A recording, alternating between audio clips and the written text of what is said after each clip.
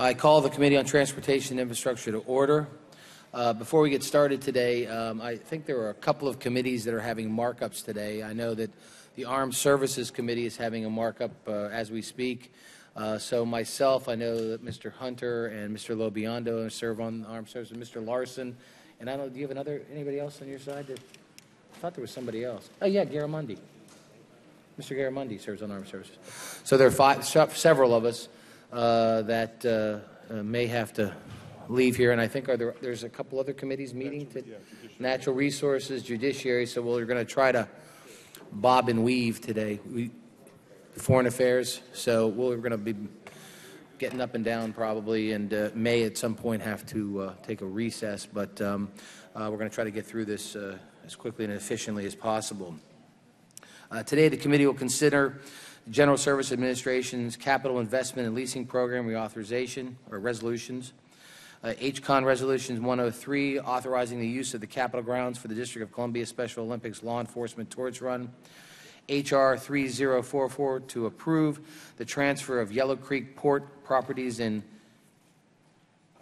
Iuku, Mississippi. H.R. 4854, Regulatory Certainty Act. H.R. 5077, Coal Jobs Protection Act of 2014. And H.R. 5078, Waters of the United States Regulatory Overreach Protection Act of 2014. And with that, I recognize Mr. Barletta for a motion. Pursuant to Rule 1A1 of the Rules of the Committee on Transportation and Infrastructure, I move that the Chairman be authorized to declare recesses during today's markup. The question is on the motion. All those in favor signify by saying aye. Aye. All those opposed signify by saying nay. In the opinion of the Chair, the ayes have it. The motion is agreed to. Our first order of business is to consider the General Services Administration Capital Investment and Leasing Program resolution. I ask unanimous consent to call up the resolution in block, that they be considered as read and open to amendment at any point. Is there an objection? Without objection, so ordered. I recognize the Subcommittee Chairman Barletta to explain the resolution. Thank you, Mr. Chairman.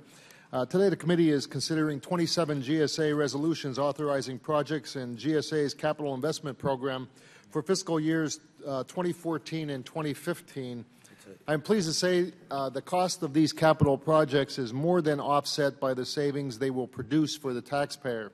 For example, a number of the projects are reconfigurations of existing government-owned space to allow agencies to get out of lease space and avoid future lease costs. We will see $438 million in savings in avoiding those lease renewals. We're also eliminating or reducing existing construction projects. For example, in San Jose, California, instead of a new $223 million courthouse, we will invest $10 million to reconfigure the existing courthouse, saving the taxpayer more than $200 million. We're also authorizing alterations to a building in Detroit that will allow GSA to effectively reuse this facility and avoid future lease costs. This will help facilitate GSA's exercise of a $1 purchase option it negotiated in the original lease, avoiding the need to renew the current lease. This will save the taxpayers more than $170 million over the term of the lease. I'm also pleased that 3 of the resolutions address critical needs on our border by authorizing needed upgrades at land ports of entry. Finally, there are a number of resolutions that are necessary to address life safety issues in the various buildings. We will continue to work with GSA to ensure that projects make sense and are cost effective. I urge the committee to approve the GSA resolutions before us today. Thank you, Mr. Chairman. Thank you, Mr. Barletta. And now I'd like to recognize the Ranking Member Ray Hall for a statement on the resolution. Thank you, Mr. Chairman. You and the subcommittee chairman have fully explained the pending legislation. And on behalf of our ranking member, Mr. Carson, I ask that his statement be made a part of the record at this point. And to highlight what he has said, the resolution before us today provides significant savings to taxpayers. Most of these projects achieve significant improvements in space mandated by this committee and administration's freeze the footprint policy. And in conclusion, he says, I look forward to continuing to work with members of the committee and GSA to shrink the federal footprint even more while providing significant salvage to taxpayers. I urge members of this committee to support these resolutions. I yield back. Thank the gentleman. Do any other members wish to be recognized for statements on the resolution? Seeing none, we will now consider the resolution for amendment. Are there any amendments to the resolution? No amendments to the resolution. I recognize Mr. Barletta for a motion.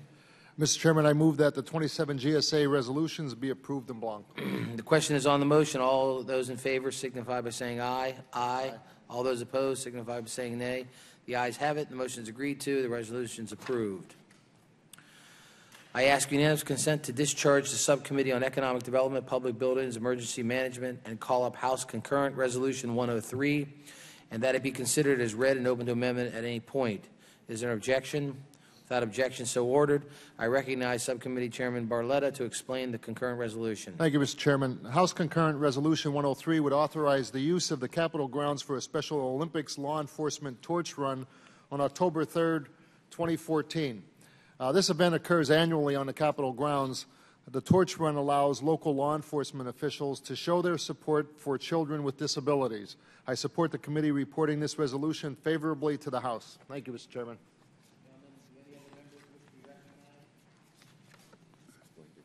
I now recognize Mr. Rahal for a... Thank you, Mr. Chairman. Once again, the legislation has been fully explained, and I submit for the record the statement of our ranking member, Mr. Carson. And I'm pleased to support such a worthwhile organization and urge my colleagues to join me in supporting passage of this resolution. I yield back. Thank you, gentlemen. Do any of the members wish to be recognized? Seeing none, we will now consider the concurrent resolution for an amendment. Are there any amendments? No amendments. I now recognize Mr. Barletta for a motion. Mr. Chairman, I move that H. Con Res 103 be approved and reported favorably to the House. Question is on the motion. All those in favor signify by saying aye. Aye. All those opposed signify by saying nay. The ayes have it. The motion is agreed to. The concurrent resolution is approved and ordered reported favorably to the House.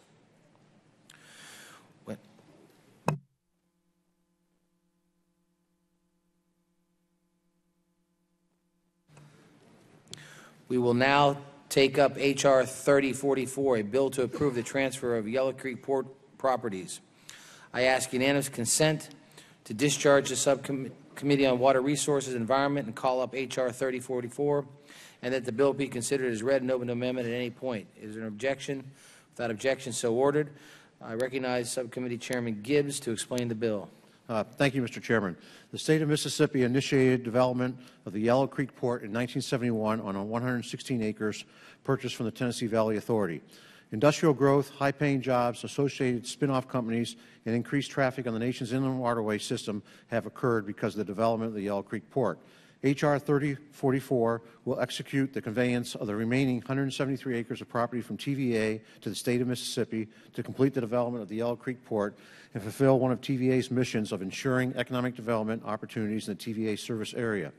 The land being conveyed will be used solely for industrial purposes and will allow the state of Mississippi to expand the Yellow Creek Port to meet increasing demand. I urge all members to support H.R. 3044. I now recognize the ranking member of the subcommittee, Mr. Bishop, for a statement. Thank you, Mr. Chairman. I rise in support of H.R. 3044. This legislation will allow the transfer of 173 acres of Tennessee Valley Authority lands to the state of Mississippi for industrial and economic development. The Tennessee Valley Authority Act of 1933 withdrew lands around the Tennessee River system to provide for future development of power plants, industrial sites, ports, and supporting infrastructure. In 1971, at the confluence of the Tennessee and Tombigbee Rivers, the Yellow Creek Port project was initiated. A port authority was established and a contractual agreement for development was executed. The purpose of the Yellow Creek Port project was to support economic development and local jobs in northeast Mississippi. The TVA and the state of Mississippi have jointly supported the development and growth of the port. In 1971, the TVA transferred the initial 289 acres of land to the Yellow Creek Port to facilitate development. H.R. 3044 will transfer an additional 173 acres of land to the state of Mississippi. The acreage includes industrial, highway, and railroad easements and 54 acres of undeveloped land. Of the undeveloped land, approximately 50% of it is usable. The remainder is too steep or unbuildable. The TVA has attempted to sell this land since 1984 with no interested buyers. The Senate in June passed S-212, which supported the transfer of these same 173 acres. The CBO has concluded that the net impact of the transfer would be insignificant and would not affect direct spending. The TVA has confirmed that the transferred lands would be used for industrial development. If for some reason the lands are proposed for some non-industrial purpose, the TVA can legally have the lands returned to them. In my view, H.R. 3044 and the transfer of 173 acres of land from the Tennessee Valley Authority to the State of Mississippi for the Yellow Creek Port is an appropriate action, which I support. I yield back the balance of my time. I thank the gentleman. Do any other members wish to be recognized for a statement? Seeing none, we will now consider the bill for amendment. Are there any amendments? Seeing none, I recognize Mr. Gibbs for a motion. Mr. Chairman, I move that H.R. 3044 be approved and reported favorably to the House. The question is on the motion. All those in favor signify by saying aye. Aye. Aye. All those opposed signify by saying nay. The ayes have it. The motion is agreed to. The bill is approved and ordered reported favorably to the House. Well, that went pretty well. Now we will consider H.R. 4854, the Regulatory Certainty Act. I ask unanimous consent to discharge the Subcommittee on Water Resources and Environment and call up H.R. 4854, and that it be considered as read and open to amendment at any point. Is there an objection? That objection so ordered. I recognize Subcommittee Chairman Gibbs to explain the bill. Thank you, Mr. Chairman, and for allowing for this important legislation to come up today. The Army Corps of Engineers has the lead responsibility for implementing the Wetlands Dredge and Fill Permitting Program under Section 404 of the Clean Water Act. Under the Wetlands Permitting Program, the Corps is responsible for receiving and reviewing Section 404 permit applications and issuing wetlands permits.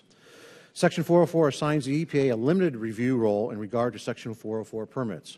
EPA may comment on particular Section 404 permit applications during an interagency review period for each permit, and EPA is also limited under Authority Section 404C to prevent the Corps from issuing a permit to authorize a particular disposal site or to restrict the terms of the permit if EPA determines that the permit would result in certain unacceptable environmental effects.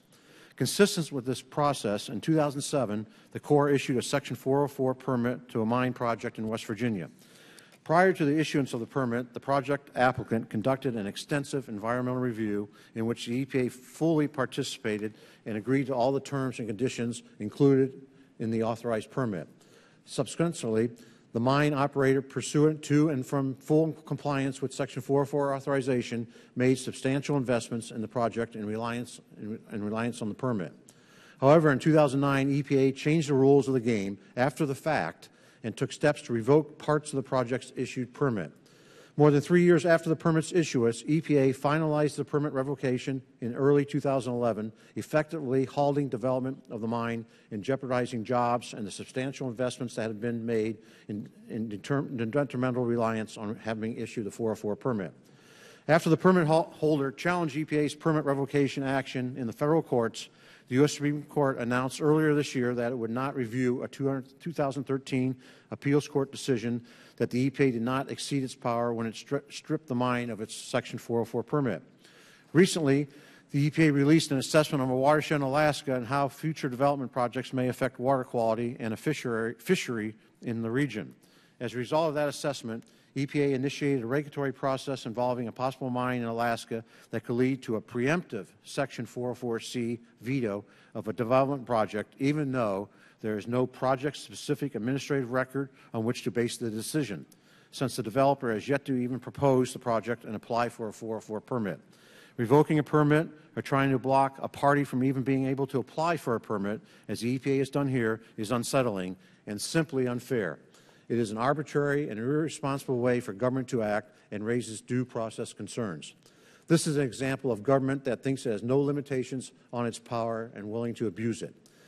EPA's moves on the Clean Water Act Section 404C to revoke parts of the West Virginia project permit after it has been issued and when no violation of the permit has occurred, along with EPA's attempts to preemptively veto the project in Alaska, raises serious concerns about the lack of finality and certainty of the Clean Water Act Section 404 permit process.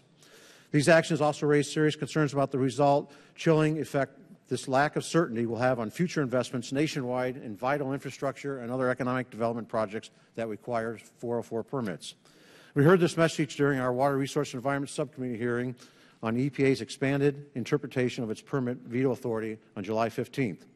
The regulated community needs to have certainty that they can receive due process to have their projects fairly considered when they apply for a federal permit, and the issuance of the permit should come with certainty, and the permitted activity can go forward unencumbered within the bounds of the permit.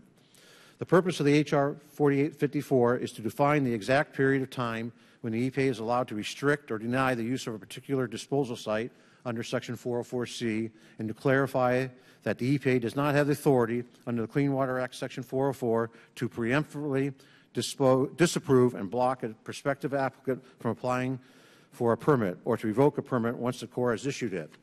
Under the bill, the EPA may restrict or deny the use of a particular disposal site only when the application for a 404 permit for the site has been submitted and it is pending with the Corps within the following time frames. The period during which the EPA may veto a disposal site begins on the date the Corps notifies the EPA that the Corps has completed all procedures for processing the application for a permit for the disposal site and is ready to determine, in accordance with the record and the applicable regulations, whether a permit should be issued. And the veto period ends on the date the Corps engineers issues the 404 permit. This will ensure that the EPA is able to evaluate the permit application based on a complete administrative record, including the completed environmental review for the proposed project before making a final decision. The period during which EPA may veto a 404 permit is to consist of at least 30 consecutive days to give, and that's minimum, to give EPA adequate time to make a final decision on the permit. Of course, EPA will become familiar with and may comment on a particular Section 404 permit application beforehand during the interagency review period for that application. This legislation is not an attempt to roll back provisions of the Clean Water Act or to eliminate environmental protections. Instead, the bill aims to preserve the certainty and finality of the Clean Water Act Section 404 permit process and provides fairness to the regulated community. Thank you, Mr. Chairman. I strongly urge all members to support this bill. I yield back the balance of my time. I thank the gentleman for the explanation, and with that I recognize Mr. Rahal for a statement. Thank you, Mr. Chairman. I am pleased to join Representative Gibbs in introducing H.R. 4854, a bill that aims to address EPA's expansive misuse of the Clean Water Act's 404 permitting authority. There may be no more clear-cut example of why this bill is needed than the EPA's veto in 2010 of the Mingo-Logan Coal Company's Section 404 permit for the Spruce Fork No. 1 mine, a mine in my district in southern West Virginia. The Spruce Fork permit was the subject of 10 years of negotiations, as the chairman of the subcommittee has explained, a detailed EIS process, and an extensive public comment period. The mining company invested millions upon millions of dollars developing the property for mining and making a litany of changes to the mining plan to address the concerns raised by the EPA. After thorough review and in full knowledge of the concerns raised by EPA and the efforts by the company to address them, the Corps of Engineers made the careful and informed decision to issue a permit, a full decade after the company first applied for it. Nearly 3 years later, with the company operating in compliance with the permit and miners working hard every day to support their families, the EPA changed its mind. It reached back and yanked the permit. By vetoing that permit, the EPA demonstrated that its word is no good, that permit negotiations are a farce, and that 404 permits are worthless. That veto not only fueled anger throughout coal mining communities in my state, but it sent chills down the spines of American businesses far and wide. It signaled to investors that no lawfully granted permit is ever secure, and that money they might be willing to invest in any number of ventures to boost our economy and provide jobs for our American workers is akin to playing Powerball. This bill is simple and practical. It does not take EPA out of the permitting process. It does not eliminate EPA's 404 veto authority. It simply defines the period of time EPA has to make that call. Mr. Chairman, I believe that our coal miners, our farmers, our manufacturers, our builders are owed fairness and certainty in the regulatory process. They deserve finality in the permitting process. This bill aims to provide that certainty and finality, and I commend you for bringing it forth today, as well as Chairman Gibbs. I yield back. I thank the gentleman. Now recognize the ranking member of the subcommittee, Mr. Bishop. Thank you very much, Mr. Chairman. I rise in opposition to H.R. 4854. This legislation is premised on the idea that this administration has somehow expanded its interpretation of EPA's oversight authority over Section 404 permits.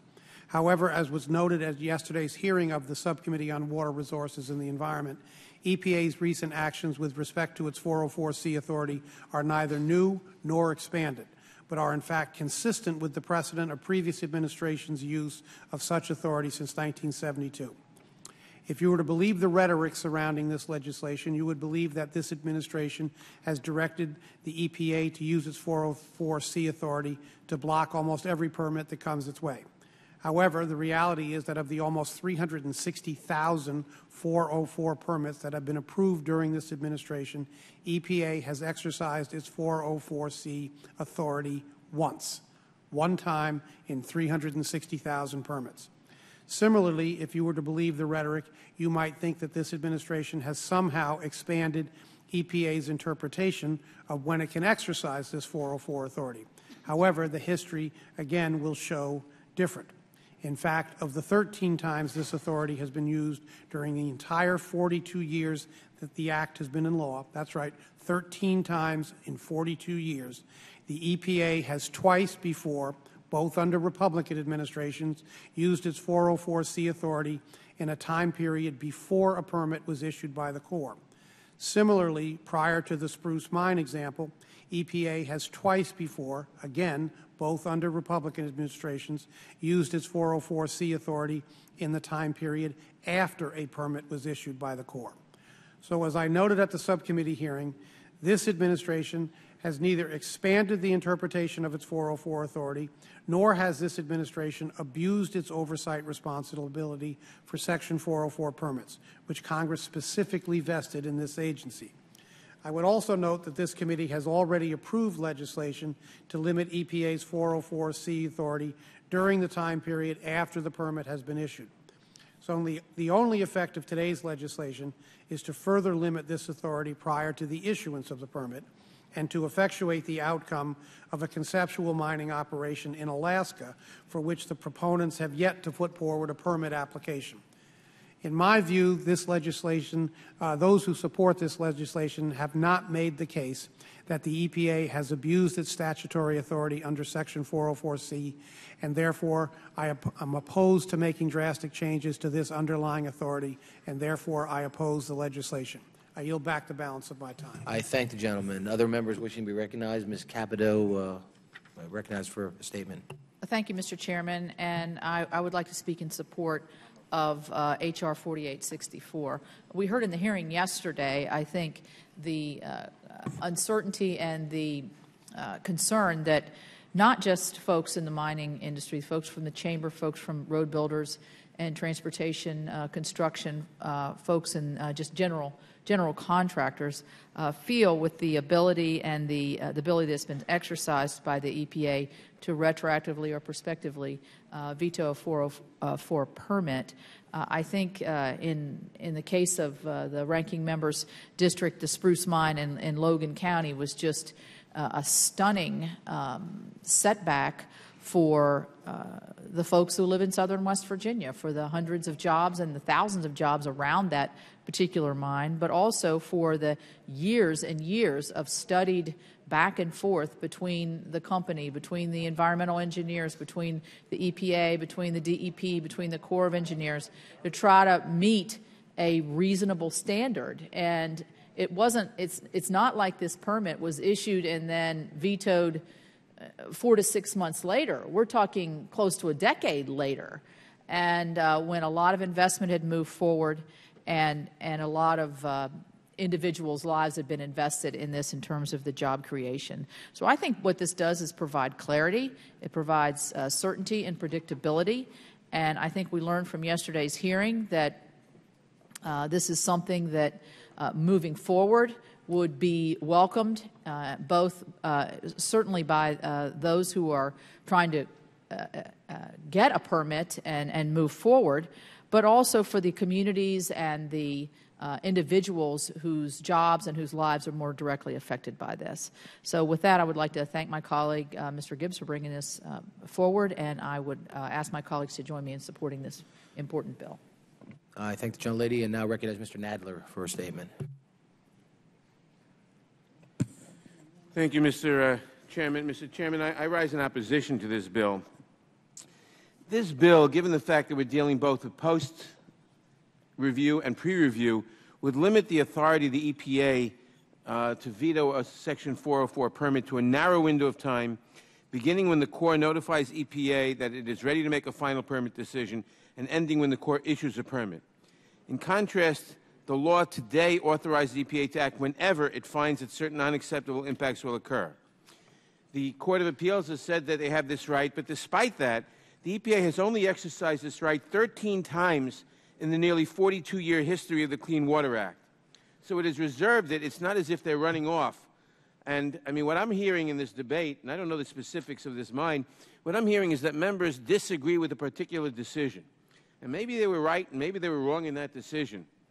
But to try to hamstring the EPA to a narrow time frame because you disagree with the specific in the future, because you disagree with the specific decision, is wrong. And especially when they haven't abused that, because they've used that authority 13 times in 42 years. This bill would have the effect of prohibiting EPA from vetoing a future project like the Spruce Mine, a massive mountaintop removal mine that would have destroyed more than 6 miles of Appalachian streams, in which the EPA may very well have had ample justification, simply because the Corps issued a permit, even though a federal appeals court unanimously ruled that Congress authorized the EPA to act after the Corps issues a permit, and even though they've only exercised, I said, this authority 13 times in 42 years. The bill would also, from the other side, put a thumb on the scale in favor of a mine in Alaska by prohibiting EPA from acting until long into the permitting process, no matter how obviously harmful a project is. So people would waste money, or people could waste money, the applicant could waste money going through a project which the EPA is going to veto as soon as it can, but this says they can't say a word until long into the permitting process. It would not allow the EPA to act based on the copious science it has today about this particular mine in Alaska or in a similar situation later. This provision is transparently in response to EPA's decision to begin to evaluate a veto action and would effectively decide a pending court case in favor of the applicant in Alaska. Now, we're told that under this bill, with this bill, they would have 30 days, at least 30 days, to review a 404 permit. 30 days, in many cases, is far, far from enough time to make an adequate review. And by the way, we approach it from the other side because we're always cutting the EPA budget, thus ensuring that they need more time because they have fewer inspectors and fewer analysts. So what this bill is intended to do, obviously, and the effect it will do, is put the thumb on the scales for 2 specific projects, one after the fact of the 404 permit and one by saying they can't review it before the 404 permit. And it's designed to make a decision in 2 specific cases, one because they don't like what the EPA did and the other because they fear they won't like what the EPA did. It's exactly the wrong way to legislate unless we want to constitute ourselves a committee and spend 6 or 7 months day by day going into the merits, the environmental merits of these 2 mines the way the EPA is supposed to. We have an administrative agency to look into these, make decisions on the basis of the environmental considerations that we've put in the law. And with this bill, we're saying you have no time to do it. We don't agree with you in two cases. We're going to stop you in advance in one. We're going to overturn you on the other one. And we're going to say in the future, you really don't have time to do your job. It's an ill-considered way to go about it. I understand that people may disagree with the specific mine decision, but this is not the way to go to gut the entire law and essentially gut EPA review in the future. I urge that this bill not be approved. I yield back. Thank the gentleman. Just for those members on the Armed Services Committee, the markup is over in Armed Services, so they obviously didn't need us. So with that, I'll recognize Mr. Gibbs. Thank you, Mr. Chairman. I'd like to just respond a little bit to some of the statements being made. The statement about this bill helped bring clarity. What's happened when they talk about the 13 permits being vetoed. That was during the permit process. That's how the law is supposed to work. And what's happened, they set a precedent in the West Virginia mine case because that was 3 years after the fact. The permit had already been issued. So that's a revocation. That's never happened before. So we're not comparing apples to apples here. And now, on the time frame, when the questions come up about 30 days isn't long enough, well, keep in mind that the EPA can be involved with the Army Corps from day one when the permit's applied for, and during the process, the EPA can come in and veto at any time, and then during the process before the Corps issues it, let's not be thinking that the Corps is not, the EPA doesn't have any authority in this. The EPA could come in and, during the process and say, hey, wait, we can't get this done in 30 days. The Corps just won't issue the permit. They'll just delay that. So there's a delay mechanism. There's plenty of mechanism there.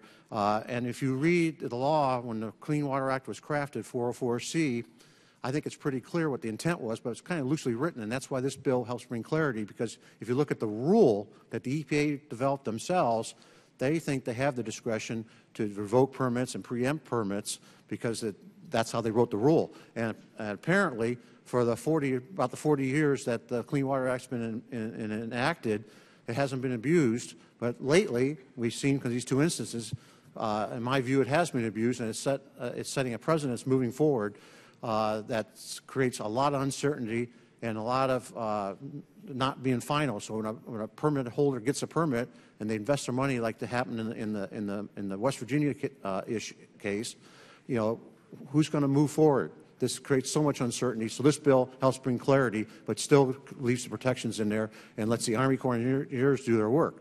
And ironically, what could have happened in the Spruce Mine case in West Virginia, when the EPA came in and revoked it 3 years ago, the Corps could have still done that, because if there was problems in the permit, the Corps can come in and revoke the permit, and then, of course, and especially after the review process. But any time if there's a problem, but the Corps wouldn't do that. So the EPA, on their own, unilaterally, went in there and did that, and without the support of the Corps. So I yield back. I thank the gentleman. I now recognize Mr. Larson for a statement. Thank you, Mr. Chairman. I, too, oppose H.R. 4854. It's a bill that could put the livelihoods of fishermen in my district at risk. The bill restricts the EPA from using the Clean Water Act to prevent environmentally harmful projects from going forward. In February, following a 3-year scientific study, the EPA initiated such a process to protect Bristol Bay in Alaska from the proposed Pebble Mine. Bristol Bay is home of the largest sockeye salmon fishery in the world. This year alone, 27 million sockeye salmon have been caught in Bristol Bay. There's another 13 million that were not. And the fishing season is still going strong. People fishing in Bristol Bay are small business owners who rely on this natural resource to make a living. These small businesses add up to a major economic impact in Washington State, where the Bristol Bay fishery alone supports about 73,000 jobs. The EPA study of this area determined that a large-scale mining project would threaten over 750 fishing permit holders that live in Washington State, and they go north for fishing. So ask them about the uncertainty in their livelihood if this project goes forward. Ask these small business owners if they support the EPA's analysis or if they support fishing under a shadow of potentially having their livelihood wiped out. EPA is coming to a final conclusion about the impacts of mining in Bristol Bay carefully, and it should be careful about the impacts. It's a complex system with a lot of moving parts. We should allow the EPA to do the complex job that we have tasked them to do. Now, if this bill goes forward, it could lead to the construction of a mine that would have devastating economic impacts for many people in Washington State. So, not that I eat a lot of sockeye salmon. Once in a while I do. I'm sure once in a while some of you might as well. Maybe your friends do. If we pass this bill, enjoy it now. Enjoy that sockeye salmon now. With that, I yield back. I don't eat salmon. With that, I recognize... That's okay, Mr. Chairman. With that, I recognize Ms. Napolitano for a statement. Thank you, Mr. Chairman. I'm sorry, I was looking at my notes. I rise in opposition to this 4845, another attack on EPA's authority to protect our nation's waters from serious contamination. And I thoroughly agree with my colleagues, Mr. Nadler and others, in regard to what this will do. EPA is the lead agency in protecting our waters from adverse impacts that could harm our water supply, our fisheries, our ecosystem, our recreational opportunities. It does not protect our environmental communities. It does protect business. We must continue to have the final authority in determining if a disposal location for dredged and fill material will negatively impact our already vulnerable communities or our environment. EPA has been extremely limited in using their veto authority over core decisions on dredge and fill material permits. And as stated several times, the Corps processes 60,000 Section 404 permits per year. Only use veto authority, and possibly in some areas, maybe after the permits were issued in the past 42 years. We must continue to maintain a strong Section 404 permit program to protect the quality of water for our future generations, and I urge a no vote. And I do yield to my colleague, Mr. Bishop. I thank the gentlelady for yielding. I just want to try to set the record straight on a few things. Number one, this retroactive revocation of a permit that was referred to as unprecedented, it is not unprecedented. There have been two previous similar revocations of a permit, one in a project in North Miami, Florida, and another a project in Ware Creek, Virginia. As I noted in my opening statement, both of these actions took place under a Republican administration. Let's keep in mind, though, that there are a total of 3 revocations of approximately 2.5 million 404C permits issued, hardly an epidemic. The other comment that I would like to make is that the 404C authority is referred to as loosely written. I don't think that's a fair description of the authority. I'm going to read it. This is the 404C section authority. The administrator is authorized to prohibit, this is from the Act, the specification including the withdrawal of specification of any defined area as a disposal site, and he is authorized to deny or restrict the use of any defined area for specification, including the withdrawal of a specification as a disposal site, whenever he determines. That's pretty clear. That's pretty clear. So it's not unprecedented. It is rarely used, and it is in full conformity with the statute, and that conformity has been upheld by the courts uniformly, including the Supreme Court. I yield back, Mr. Chairman.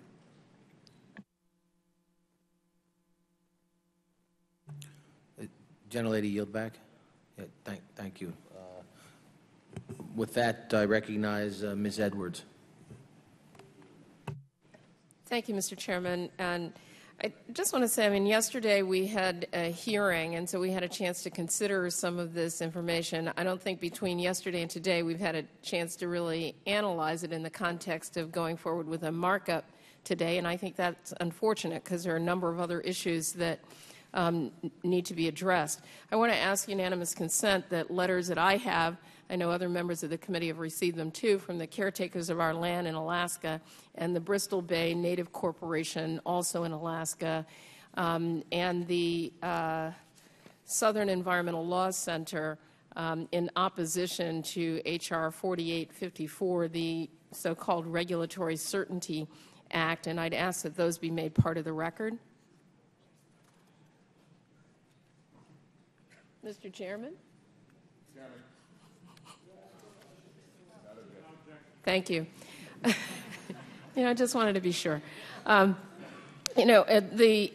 bill that's in front of us, I think, would fundamentally gut the Clean Water Act Section 404C provision that provides authority to the administrator of the Environmental Protection Agency. And what I think is really interesting here and is pointed out in the letters that were just entered into the record, particularly by the Bristol Bay Native Corporation, is that they are the ones who are most deeply affected. As my colleague from Washington has said, they see the economic returns of 20 to 30 million sockeye salmon, $1.5 billion in economic activity, and yet they, who are the most affected by this, we haven't even heard from. They haven't been in front of our committee, and I think that that is a real unfortunate loss in our decision making.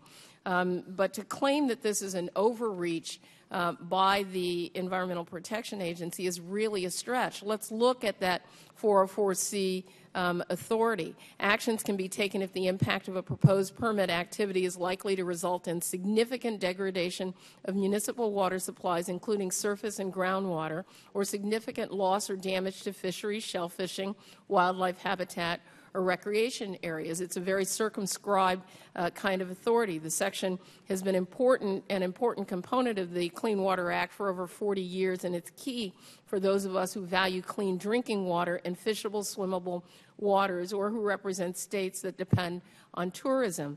But from listening to the other side in presenting this, it would seem that the EPA has exercised this authority ad nauseum with great frequency. But as we've heard, nothing could really be further from the truth. And I want to reiterate that the Army Corps of Engineers issues about 60,000 permits every year. And yet EPA has used this section of the Clean Water Act only 13 times, 13, not 30, not 300, not 3,000, not 3 million, 13 in the 40-plus year history of the law. And 11 of those times, the veto authority was exercised by a Republican administration. And so it raises a question, what's up here? What's the problem that we're trying to cure? In fact, the Obama administration has only used this authority one time, the 404C veto authority. So to me, EPA has actually been quite sparing and judicious in its application and use of the 404C authority, including 2 previous instances after the Corps had already issued a final permit. So let's correct that for the record. And then lastly, I would say, this to me just looks like a particular industry giveaway for one company. And so here we are changing the law, changing the application for all of us all across the country because we're benefiting one company, the Pebble Mine in Southwest Alaska. It seems to me that that is where the overreach is. It is not with the actions of the EPA, not with the previous actions of the EPA, but with us in Congress trying to affect a law that applies across the country to benefit, financially benefit, one company at the expense of so many others. And so I want to urge my colleagues to vote against this bill so that we can retain the right of the federal government to use its authority to do the right thing, protect human health, protect our waters, and protect our environment. And with that, I yield. Thank you, Gentlelady. And now I recognize the former chairman of the committee, Mr. Young, for a statement. Thank you, Mr. Chairman, and I wish the people on that side of the aisle to stay out of my state. Maryland is a long ways from Alaska. This is not about the natives. It's not about a mining company. This is about EPA using a preemptive veto before any permits were ever issued. This is state land. And under our Constitution, we are guaranteed 103 million acres of land for our social and economic well-being. And we're also allowed to have a permitting process. Now we have somebody from Maryland telling me how we should represent that state. I'm disgusted. This is not about the mine. This is about the state of Alaska. State of Alaska picked that land. State of Alaska put it up for discovery.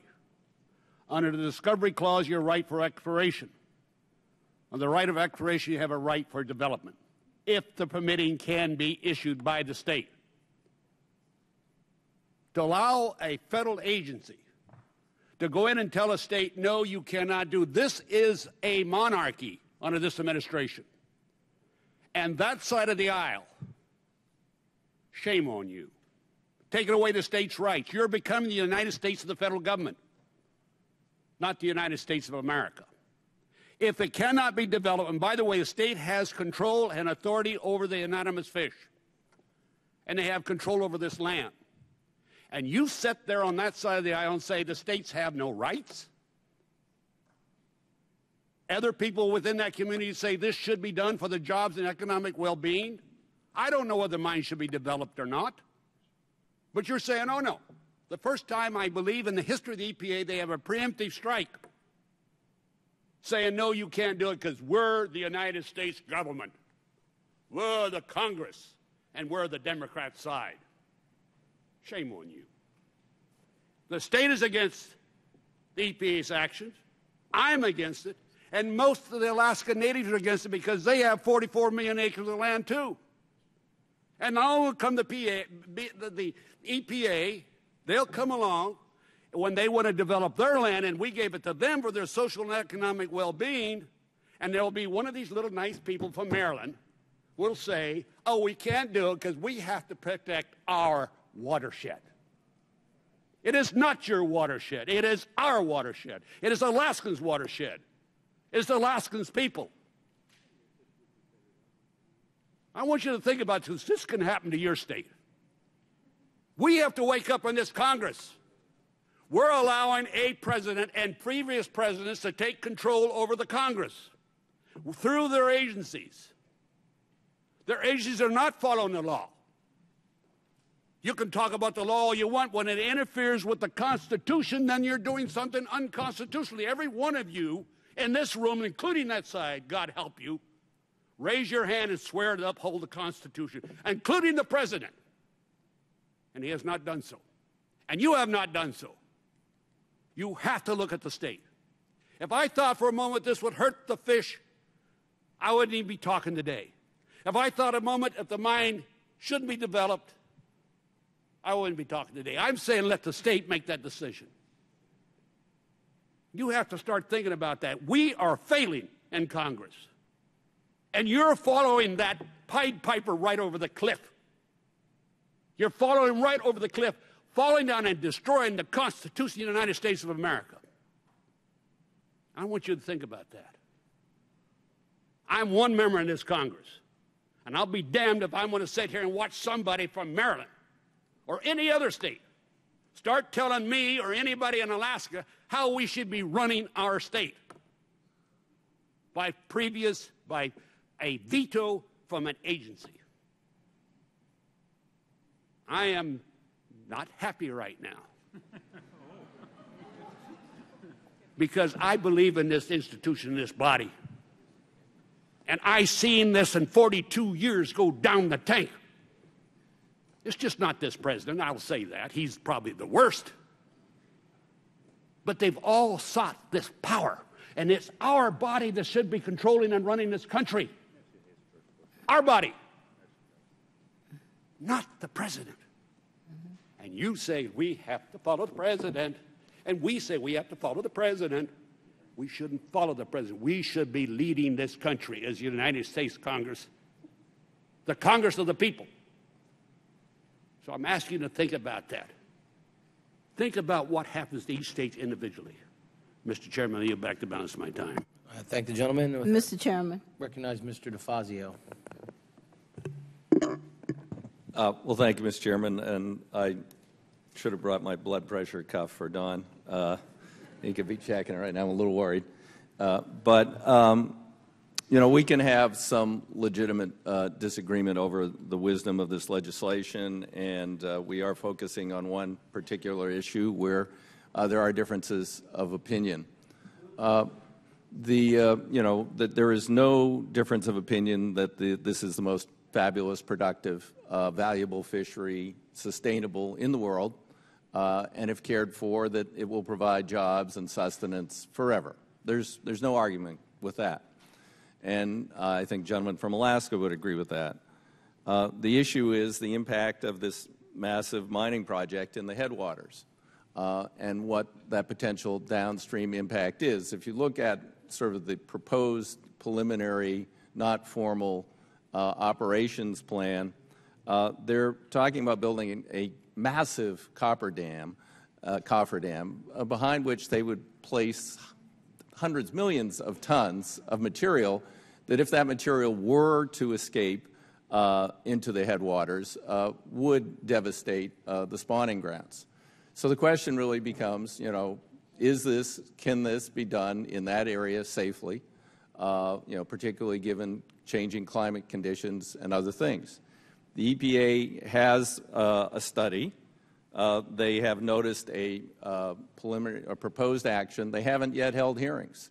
Now, if this bill were to pass, the EPA would have to make a decision within 30 days. Of course, the law also, and current regulations require that they hold hearings, take public comment, propose an action, and again, take comment. So I guess we would be doing all of that within 30 days. It seems to me we're kind of precluding the opportunity of the differing opinions of the people in Alaska regarding the wisdom of this project and the potential impact from having their day to comment and raise concerns or give their wholehearted support wherever they stand.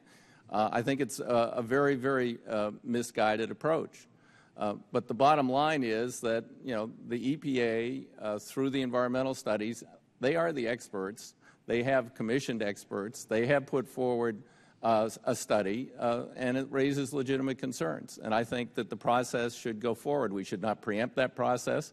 Is there anybody here who thinks that they actually totally understand the potential impact of this project? I don't think so. We shouldn't be substituting our arbitrary judgment because of umbrage against a particular president or a particular part of his administration or past administrations, being the Environmental Protection Agency. So I believe this is really an unwise step, and I would hate to think of it as a precedent for other major agency actions, not just by the EPA, but by other federal agencies, where we tell them, well, you've got to act within 30 days to either approve or disapprove something. That seems to me to pretty much cut out the public of the United States of America. Now, we may not have a perfect process when it comes to these things, but the public has a right to be heard, and under this bill, the public would not have a right to be heard. And you might get a fairly arbitrary action by the agency without having had any opportunity by the public to comment. With that, Mr. Chairman, I yield back the balance of my time. Thank the gentleman. Recognize the gentleman from Indiana, Mr. Bouchon. Thank you, Mr. Chairman. I yield my time to Chairman Gibbs. Thank you for yielding. Under the law, we have a process set up where we let the experts make some determinations. And in this area, in the 404 permits, the law has designated the Army Corps of Engineers to be the experts, the expertise to go in there. So on the case up in Alaska we're talking about, we ought to be saying, let the permit process work.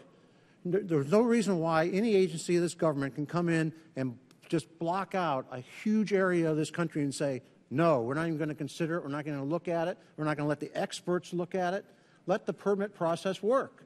And this is what this bill is saying. It's un-American to come in there and tell a private company or anybody that you can't even apply for a permit. You can't even consider doing any operations on this land because we've already blocked it out. That's un-American. And Congressman Young from Alaska is right. It is a states' rights issue too, I believe. But let the permit process work. Now, when we talk about the 30-day issue, what we're saying in this bill, we want the EPA to be working with the Corps from day one. And then when the Corps gets ready to issue the permit, then they have to say to the EPA, you have 30 days if you want to look at it.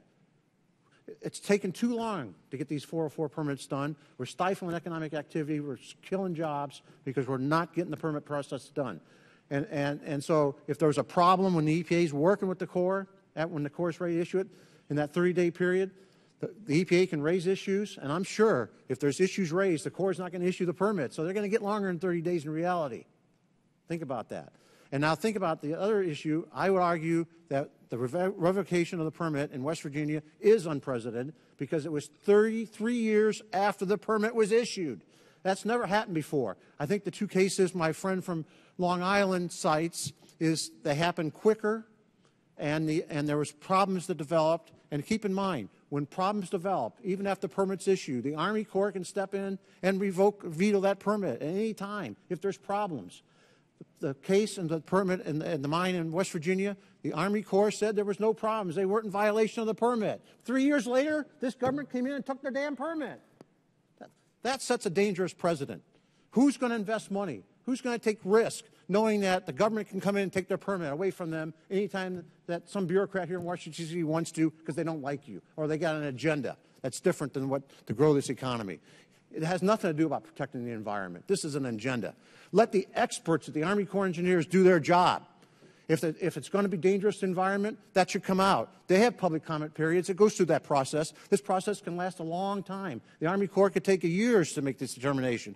But the EPA shouldn't be able to step in and just negate what the Corps has done. And because they're the experts for some political agenda here in Washington, D.C. So I urge you to support this bill, because this bill will help move these projects along, and we can protect the environment at the same time and provide the resources to grow this economy by having a strong, to protect the environment by having a stronger growing economy. I yield back. Thank you. I yield back, Chairman. Thank the gentleman. Now recognize Ms. Brown for a statement. Thank you, Mr. Speaker. I'm sorry, Mr. Chairman. You know, the Speaker from time to time come to the floor and talk about how the decor, how we supposed to dress. He needs to come to the floor and talk about how we supposed to conduct ourselves in the committee. I've been on this committee for 23 years. To have someone to come in this committee and talk about the president and the worst president in the history. I've been here for 23 years, and I would have a debate about the worst president, but there is no debate in this country about the worst Congress. We are the worst Congress. And I constantly try to figure out, how can I separate myself from this Congress? It is un-American to sit in here and talk about the President of the United States and the disrespect that this Congress have and how you conduct yourself. Now, I would yield time to Ms. Edwards to respond to the EPA issue. When I was coming up, Sergeant Joe Friday used to say, "The facts, ma'am, just the facts." Let's stick with the facts and keep your little personal opinions out of it. This is the United States of America. So what happens in Alaska affects Florida and it affects Maryland also. I yield.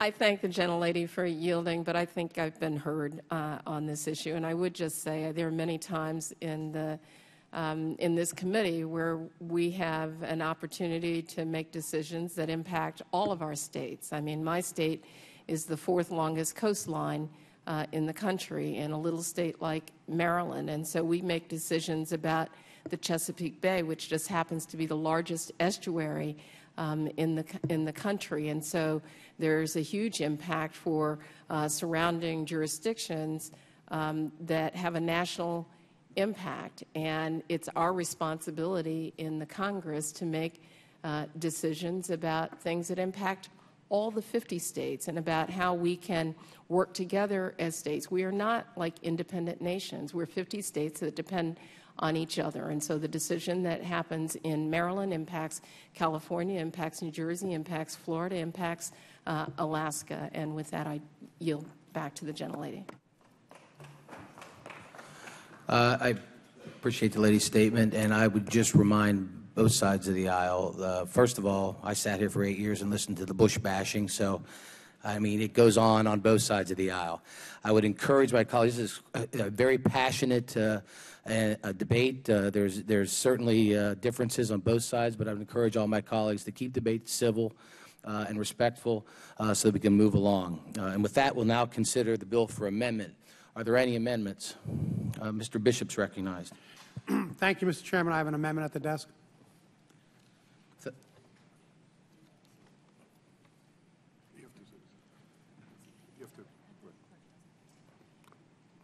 Clerk needs to read the amendment, designate the amendment. Amendment number 63, offered by Mr. Bishop. I now recognize Mr. Bishop to speak on his amendment. Thank you, Mr. Speaker. Mr. Chairman. Yesterday, the Subcommittee on Water Resources and the Environment held a hearing on EPA's historical use of its 404C authority. As I noted in my opening statement, one thing to remember as we consider this bill is that regardless of party, the EPA has been extremely measured in its use of this oversight authority, using its 404C authority only 13 times in the last 42 years. At the same time, the Corps is estimated to have approved some 2.5 million permits under Section 404. It's okay. It's okay. Proponents of this legislation believe that the EPA should be limited in the period in which they can exercise this authority, and this bill would limit EPA's review to the period between when the Corps has completed its own permit review and when the Corps finally issues a 404 permit.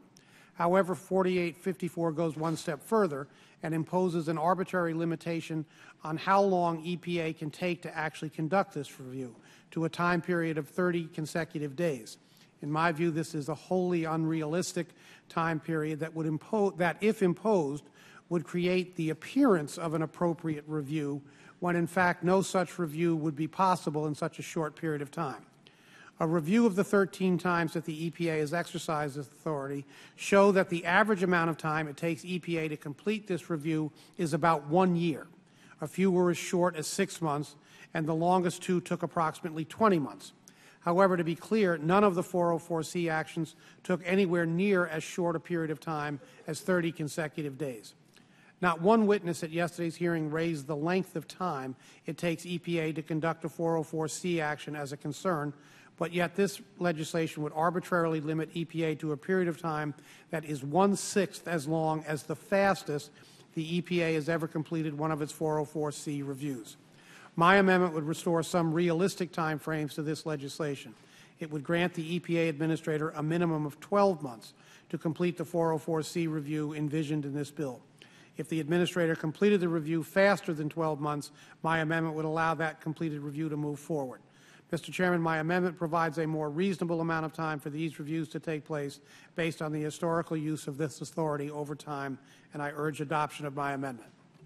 Do any members wish to be recognized on this? Mr. Gibbs is recognized. Thank you, Mr. Chairman. The intent of this legislation is to provide certainty and finality in the Clean Water 404 permit process. This amendment that Mr. Bishop is offering would extend the time from 30 days to 365 days. Now, keep in mind, this is after the Army Corps of Engineers, the experts, have done their work. And also keep in mind that the EPA should be involved during the whole process anyway, so it shouldn't be foreign to them when it comes to them. So I believe that that they're involved in the application process. It's taken too long to get these projects going, and they have the authority to do it. And the experts at the Army Corps of Engineers has already done all the studies, done all the reviews, and the EPA can be a partner in that. We need to get this process done and moving, and get these create jobs and get the economy going. So I urge members to oppose this amendment. I yield back. Do any other members wish to be recognized? Seeing none, are there any amendments to the amendment?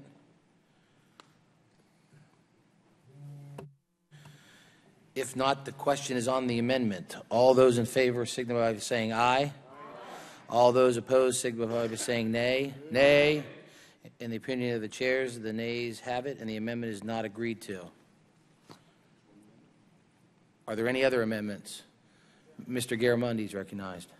I have an amendment at the desk.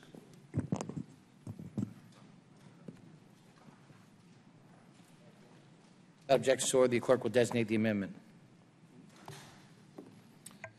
Amendment number 104, offered by Mr. Garamundi. Staff is being handed out now, and with that, Mr. Garamundi is recognized to explain his amendment. Thank you, Mr. Chairman. We've had a most interesting debate this morning, and a lot of information has been presented to the committee. Some 300,000 plus 404 permits have been issued over the years. Most of those permits are one time off. The project is undertaken and completed, and that's it. However, some of these permits are ongoing projects that may and often do take place over many, many years. As time passes, information about that project will certainly be developed. And in some cases, we may find that those projects, permitted appropriately at the time, would cause problems and run afoul of the basic purpose of the Clean Water Act. And therefore, this amendment would give the EPA the authority, under very specific circumstances, to, subsequent to the passage of, to the authorization of a permit, to withdraw that permit, or the word here is to veto it. Let me be very specific about this. The authority of the administrator to prohibit the specification of a disposal site under paragraph 1 shall remain available beyond the last day specified under paragraph B, that is the proposed amendment, if substantial new evidence is provided that indicates that the discharge of materials into the disposal site is having an unacceptable adverse effect on municipal water supplies, shellfish beds, fishery areas, including the spawning and breeding areas, wildlife or recreation areas. I think we need to be, that's the amendment, and I think we need to be very thoughtful here about what the limitations are in the underlying bill. And the bill as presented to us prohibits the EPA from ever considering any new information that may become available during the life of the permit. This amendment would allow the EPA to take into account changing circumstances, new information, and other data that does indicate that the permit is allowing the degradation of the waters of the United States. That's what this is all about. I ask for an aye vote on the amendment. I thank the gentleman. Any other members wish to be heard? Mr. Gibbs is recognized. I strongly oppose the gentleman's amendment. I really think it's kind of a red herring because it would just gut the bill. And the purpose of this bill is to, his amendment would reinsert the EPA to have unfettered revocation and veto access. And I think what needs to be kept in mind, as I've said here, it's very important. The Army Corps of Engineers already has the authority to reevaluate the permit or circumstances, and if things come about after the permit's been issued and there's issues that come about that's necessary for safety, not in the public interest, the Army Corps can come in and veto that permit at that time. And so, again, I think the purpose of this bill is to let the experts, the Army Corps Engineers, make these determinations, and they can work, the EPA can work with them, but I think the Army Corps Engineers should be the experts so we don't get into the political agendas. And so I strongly oppose this amendment because I don't think it's necessary. I think the Army Corps Engineers already has the authority to go in after a permit's been issued and make changes or deny the continuation of the permit. So I urge members to oppose the amendment. I yield back. I thank the gentleman. Any other members wish to be heard on the amendment? If I might close on the amendment. If Ms. Edwards is recognized. Thank you, Mr. Chairman. I'll yield to Mr. Garamendi. So ordered. Thank you, Ms. Edwards. Presumably, this is about certainty and finality. That's what this bill is about. But the fact is there is no certainty and finality in many of these 404 permits. They're ongoing for a lengthy period of time. During the course of that time period, it is possible and quite probable that new information and new data will be developed that would indicate that the permit should be terminated. Now, the author of the bill correctly points out that the Corps of Engineers has the ability to do so. However, the bill permits the partner in this, the bill prohibits the partner in this process, the EPA, from exercising its judgment and its appropriate role in the subsequent days after the issuance of the permit, and forces the EPA to have a blind eye to pollution that may very well be occurring. That's not wise, nor is it good public policy to do that. This amendment is sensible. This amendment maintains the authority of the EPA, which it has to protect the waters of the United States, and which it has done a pretty good job over the years of doing. And I would ask for an aye vote on the amendment, and I yield back. I yield my time back to Ms. Edwards. Thank you, Mr. Chairman. I yield. I thank the gentlelady. Any other members wish to be heard? Seeing none, are there any amendments to the amendments? Seeing none, if not, the question is on the amendment. All those in favor signify by saying aye. All those opposed signify by saying no. No. The noes have it. The amendment is not agreed to. There's a recorded vote requested.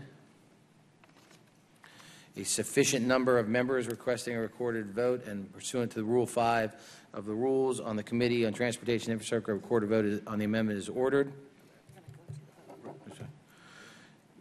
Ask them to speak into the microphone when they do it. All right. The clerk will record the roll, and we ask all members to speak into the microphone so the clerk can clearly record and accurately record your vote. With that, the clerk may proceed.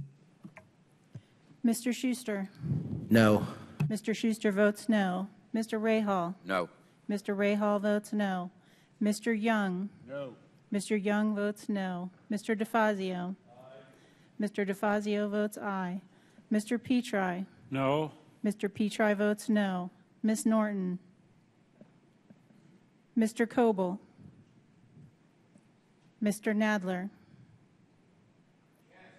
Yes. Mr. Nadler votes yes. Mr. Duncan. No. Mr. Duncan votes no. Ms. Brown. Yes. Ms. Brown votes yes. Mr. Micah. Ms. Johnson.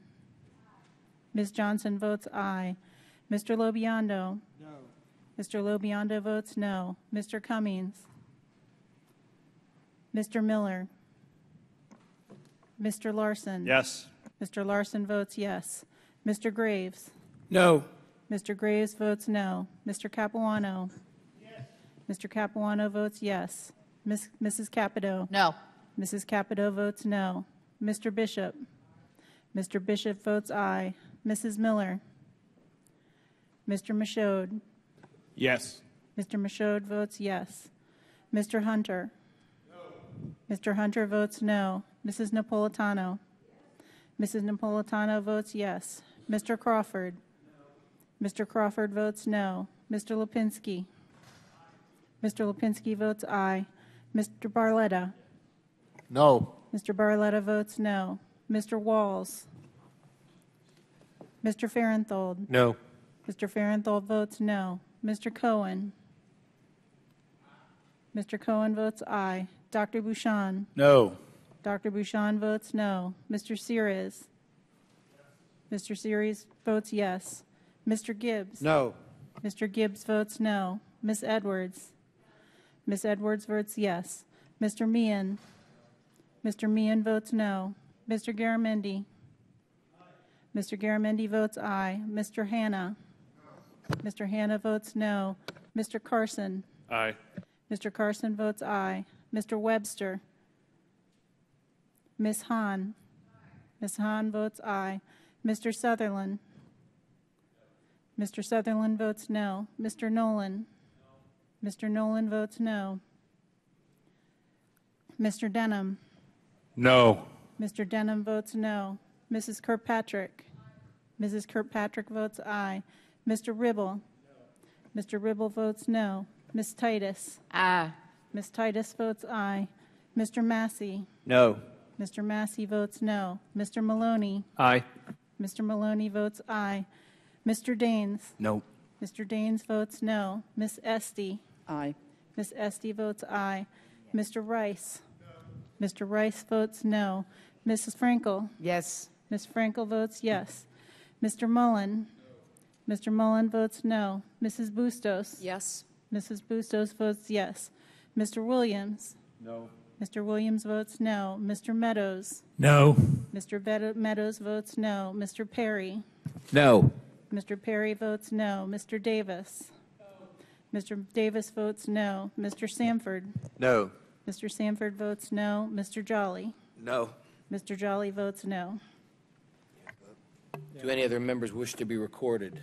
Am I recorded? Mr. Micah, how's he recorded? Mr. Micah is not recorded.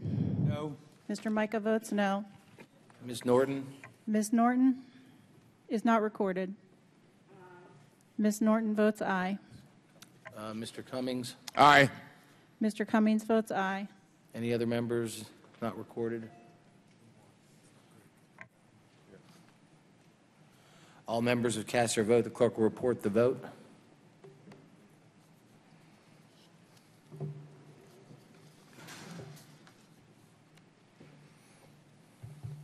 here, right. Yep. We save that for later. Yep.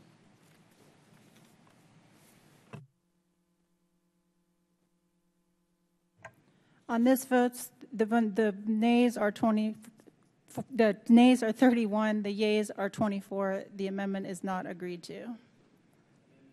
Amendment is not agreed to.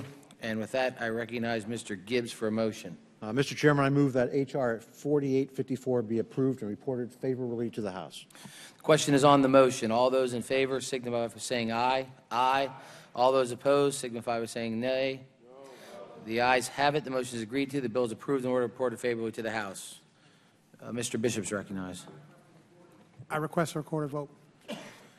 A recorded vote is requested. A sufficient number of members have requested a recorded vote, and pursuant to Rule 5 of the Rules on the Committee on Transportation and Infrastructure, a recorded vote on the amendment is ordered.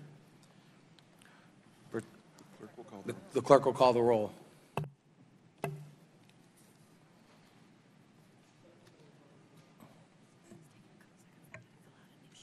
Mr. Schuster. Yes. Mr. Schuster votes yes. Mr. Rahal. Mr. Rahal votes yes. Mr. Young. Yes. Mr. Young votes yes. Mr. DeFazio. No. Mr. DeFazio votes no. Mr. Petri. Yes. Mr. Petri votes yes. Ms. Norton. Ms. Norton votes no. No. Mr. Coble. Mr. Nadler. No. Mr. Nadler votes no. Mr. Duncan. Yes. Mr. Duncan votes yes. Ms. Brown. No. Ms. Brown votes no. Mr. Micah. Mr. Micah votes aye. Ms. Johnson. Ms. Johnson votes no. Mr. Lobiondo. Aye. Mr. Lobiondo votes aye. Mr. Cummings. Mr. Cummings votes no. Mr. Miller. Mr. Larson. No. Mr. Larson votes no. Mr. Graves. Mr. Graves votes aye. Mr. Capuano. Mr. Capuano votes no. Mrs. Capito. Mrs. Capito votes aye. Mr. Bishop. Mr. Bishop votes no. Mrs. Miller. Mr. Michaud. No. Mr. Michaud votes no. Mr. Hunter. Mr. Hunter votes aye. Mrs. Napolitano. Mrs. Napolitano votes no. Mr. Crawford. Mr. Crawford votes aye. Mr. Lipinski. Mr. Lipinski votes no. Mr. Barletta. Aye. Mr. Barletta votes aye. Mr. Walls. Mr. Farenthold. Aye. Mr. Farenthold votes aye. Mr. Cohen. Dr. Bouchon. Aye. Dr. Bouchon votes aye. Mr. Sears. Mr. Gibbs. Mr. Gibbs votes aye. Ms. Edwards. No. Ms. Edwards votes no. Mr. Meehan. Mr. Meehan votes aye. Mr. Garamendi. No. Mr. Garamendi votes no. Mr. Hanna. Mr. Hanna votes yes. Mr. Carson. No. Mr. Carson votes no. Mr. Webster. Ms. Hahn. Ms. Hahn votes no. Mr. Sutherland. Mr. Sutherland votes aye. Mr. Nolan. Mr. Nolan votes aye. Mr. Denham. Mr. Denham votes aye. Mrs. Kirkpatrick. Mrs. Kirkpatrick votes aye. Mr. Ribble. Mr. Ribble votes aye. Ms. Titus. Ms. Titus votes no. Mr. Massey. Aye. Mr. Massey votes aye. Mr. Maloney. No. Mr. Maloney votes no. Mr. Daines. Yes. Mr. Daines votes yes. Ms. Esty. No. Ms. Esty votes no. Mr. Rice. Mr. Rice votes yes. Ms. Frankel. No. Ms. Frankel votes no. Mr. Mullen. Mr. Mullen votes yes. Mrs. Bustos. No. Mrs. Bustos votes no. Mr. Williams. Yes. Mr. Williams votes yes. Mr. Meadows. Aye. Mr. Meadows votes aye. Mr. Perry. Mr. Davis. Mr. Davis votes aye. Mr. Sanford. Aye. Mr. Sanford votes aye. Mr. Jolly. Mr. Jolly votes aye. Do any other members wish to be recorded? Mr. Cohen? Mr. Chairman. Mr. Chairman. Mr. Cohen votes no. Mr. Coble? Aye. Mr. Coble votes aye. Any other members not recorded? Mr. Perry? Aye, Mr. Perry. Mr. Perry votes aye. Any other members? Any other members? Seeing none, all members have cast their vote. The clerk will report the vote.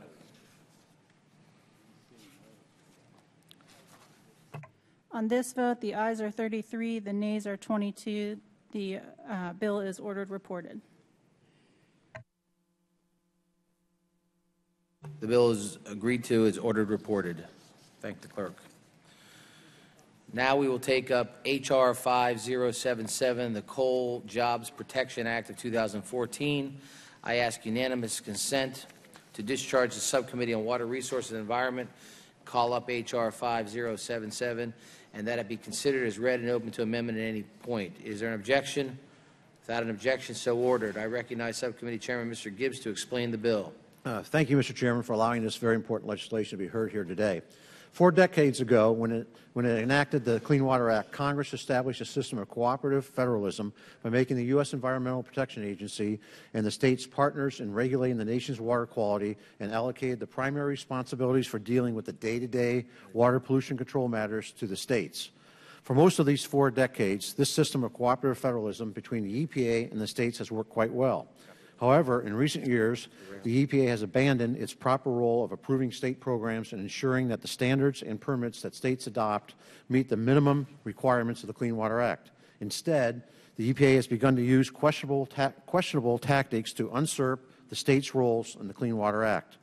EPA is inserting itself into the implementation of state water quality permitting and standards and is second-guessing states on permitting decisions and how standards are to be implemented, and even second-guessing EPA's own prior determinations that a state standards meets the minimum requirements under the Clean Water Act.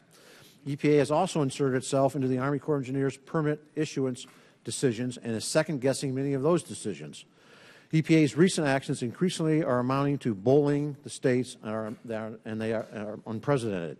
By inserting itself into the second-guessing the states' water quality management and permitting decisions, the EPA has upset the long-standing balance between federal and state partners in regulating the nation's waters and undermined the system of cooperative federalism established under the Clean Water Act. EPA's actions have created an atmosphere of regulatory uncertainty in a regulated community and have had a chilling effect on the nation's economy and job creation. H.R. 5077 was introduced to clarify and restore the long-standing balance that existed between the states and the EPA as co-regulators under the Clean Water Act and to preserve the authority of states to make determinations relating to their water quality standards and permitting. The bill was carefully and narrowly crafted to preserve the authority of states to make their own water quality management decisions without undue interference or second-guessing from the EPA bureaucrats in Washington, while with little or no knowledge of local water quality conditions. By limiting such overreaching by the EPA, H.R. 5077 in no way affects the EPA's proper role in reviewing state permits and standards and coordinating pollution control efforts between the states.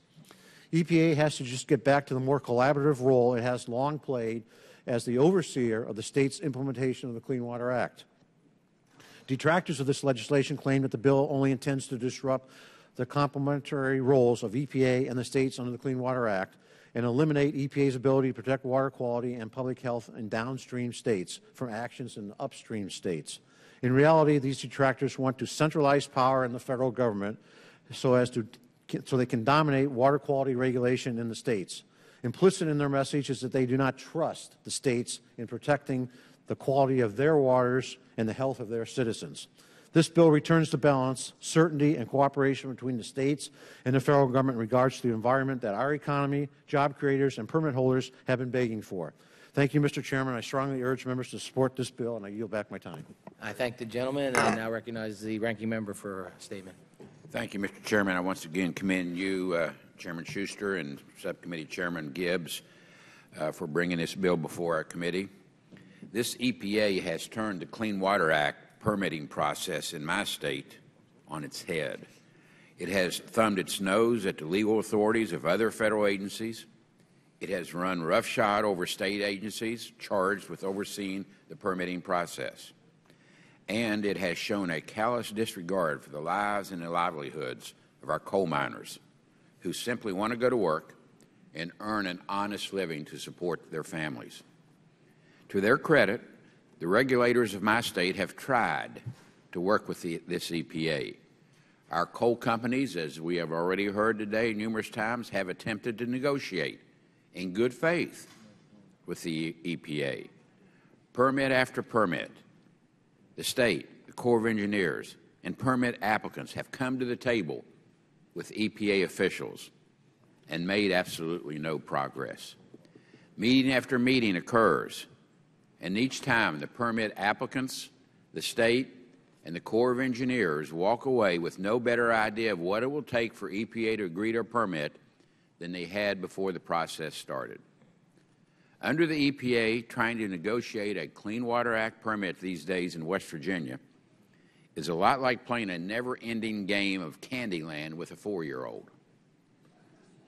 The rules keep changing every time the EPA thinks it might not win its way. It is maddening, and it is wrong. This is not the way Congress ever intended for the permitting regime to work. It is an abuse of power and an outlandish twisting of the legal framework. Mr. Chairman, I do support this bill offered by my colleague from West Virginia, Ms. Capito. I thank her as well for working with me to help our coal miners, and I commend this legislation for my colleague's approval. I thank the gentleman and now recognize the primary sponsor of this bill, Ms. Capito from West Virginia. Thank you, Mr. Chairman, for holding today's markup. And I want to thank my colleague from West Virginia, Mr. Rahal, ranking member, for working together with us to try to ameliorate some of the damage that we see occurring in our economic fabric of West Virginia. And so thank him. Our state of West Virginia has depended on coal for power, for jobs, and for our economic being for more than 130 years. As my colleague said, people just want to get up in the morning and earn a hard day's work.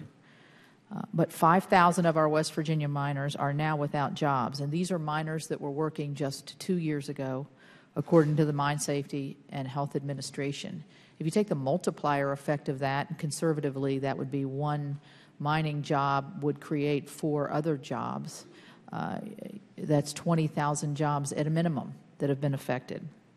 The situation is just as bleak in our neighboring states, particularly eastern Kentucky.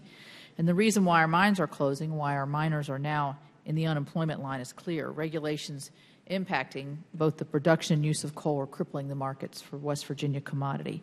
The threat of even more significant job loss in my state and in our neighborhood states still remains.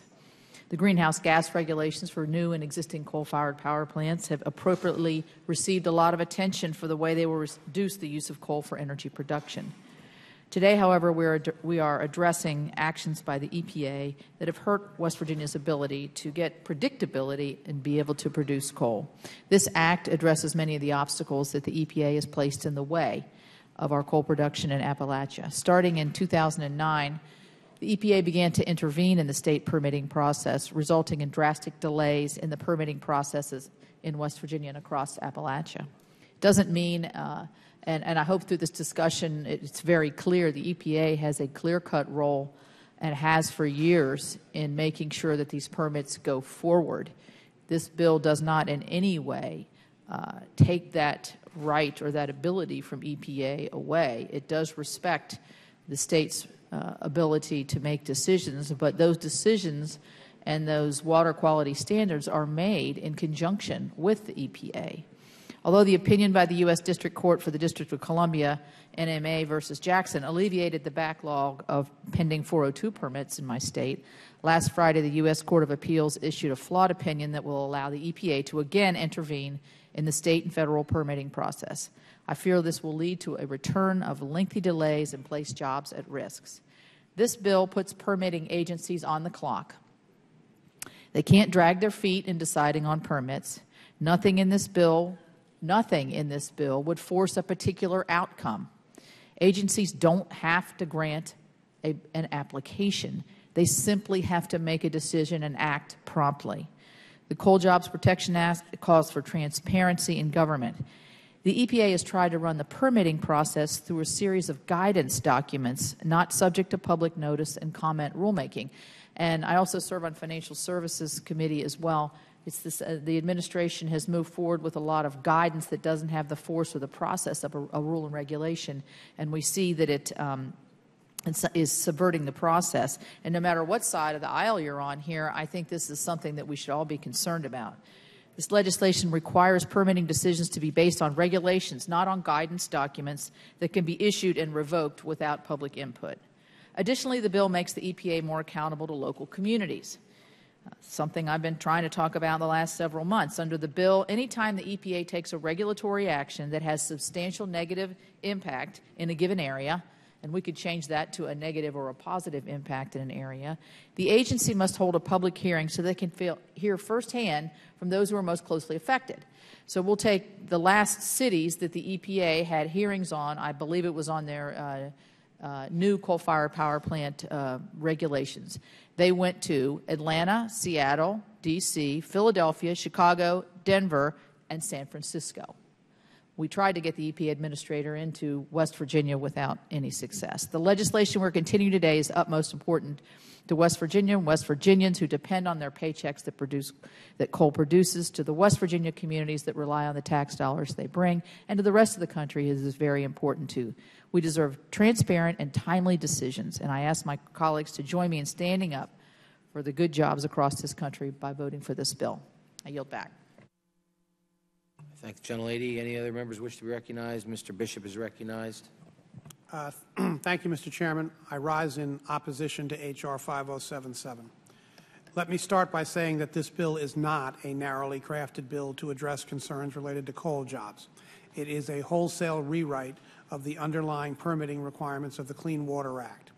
Passage of this bill will take a giant step backward in our national efforts to protect water quality and to ensure the health of our citizens, our communities, and our local economies. Let me highlight just a few of the concerns I have with this bill. First, the bill adopts several unrealistic deadlines for approval of federal permits related both to point source discharges of pollution as well as to discharges of dredged and filled material. If these deadlines are not met, these permit applications are simply deemed approved as they are proposed. It also eliminates existing provisions of law intended to protect waters that flow from one state into another. Downstream states would lose their current ability to prevent waste from being dumped upstream that may violate downstream water quality standards. It weakens existing environmental requirements that assure water quality and public health are protected. It reduces opportunities for public and interagency participation in the Section 404 permitting process. It creates incentives for Corps to deny permits because deadlines eliminate opportunities to find solutions. It weakens critical federal authorities under the Clean Water Act, Section 404C, to ensure proposed projects do not harm public water supplies, fishery and wildlife areas, and recreational waters, in essence giving a state that may economically benefit from a certain project the authority to veto EPA's veto authority, or in essence the concern of any other impacted state. It increases ambiguity and uncertainty in the rules states must meet to take over the Section 404 permit program. Finally, it undermines current efforts to provide national consistency in restoring and protecting the nation's waters, particularly with interstate waters. Mr. Chairman, simply put, this legislation is the first step in the race to the bottom for water quality protection, letting states more interested in protecting polluters than their citizens or some other state's citizens lower the bar for everyone. As our history is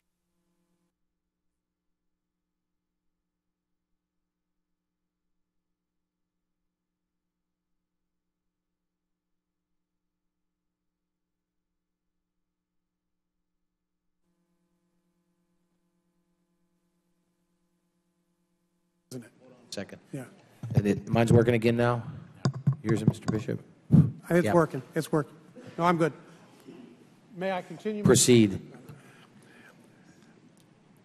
As our nation's history has shown, when individual states get to compete against one another for the lowest water quality protections, rivers catch fire, lakes die, and the overall quality of our economic and ecological health suffer. This is not what our constituents sent us here to do. I urge my colleagues to oppose this legislation. I yield back.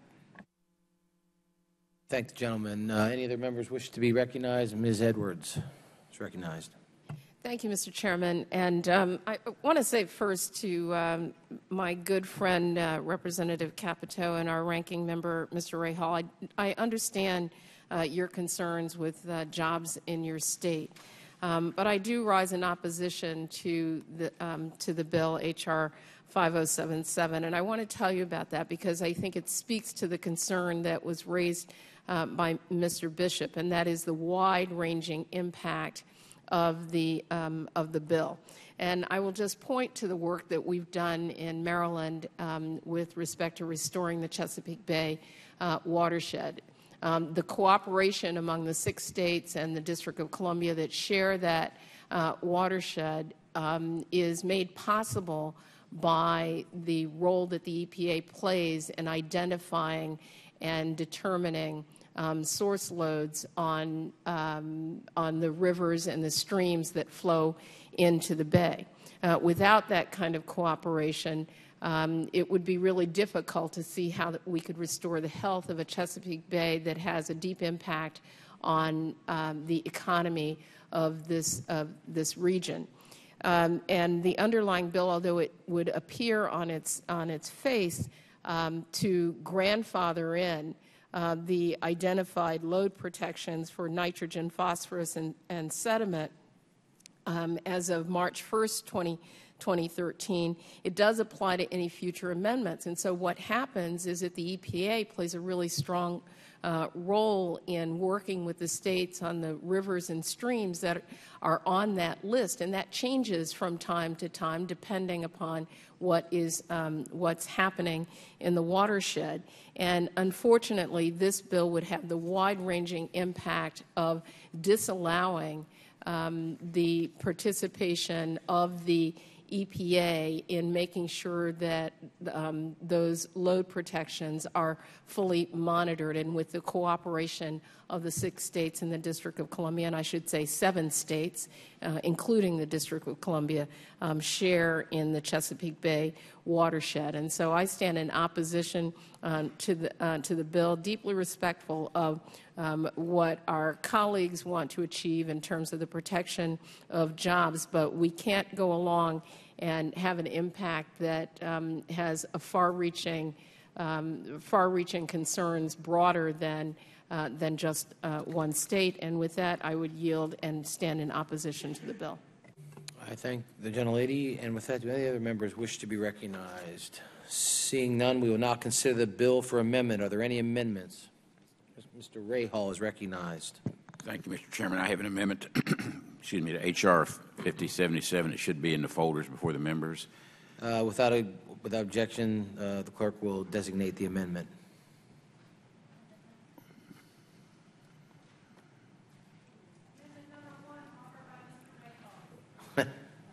Amendment number 1 offered by Mr. Rahal. Mr. Rahal is recognized to explain his amendment. Thank you, Mr. Chairman. I once again want to commend my colleague from West Virginia, Ms. Capito, for her leadership on this issue and this legislation and working with us.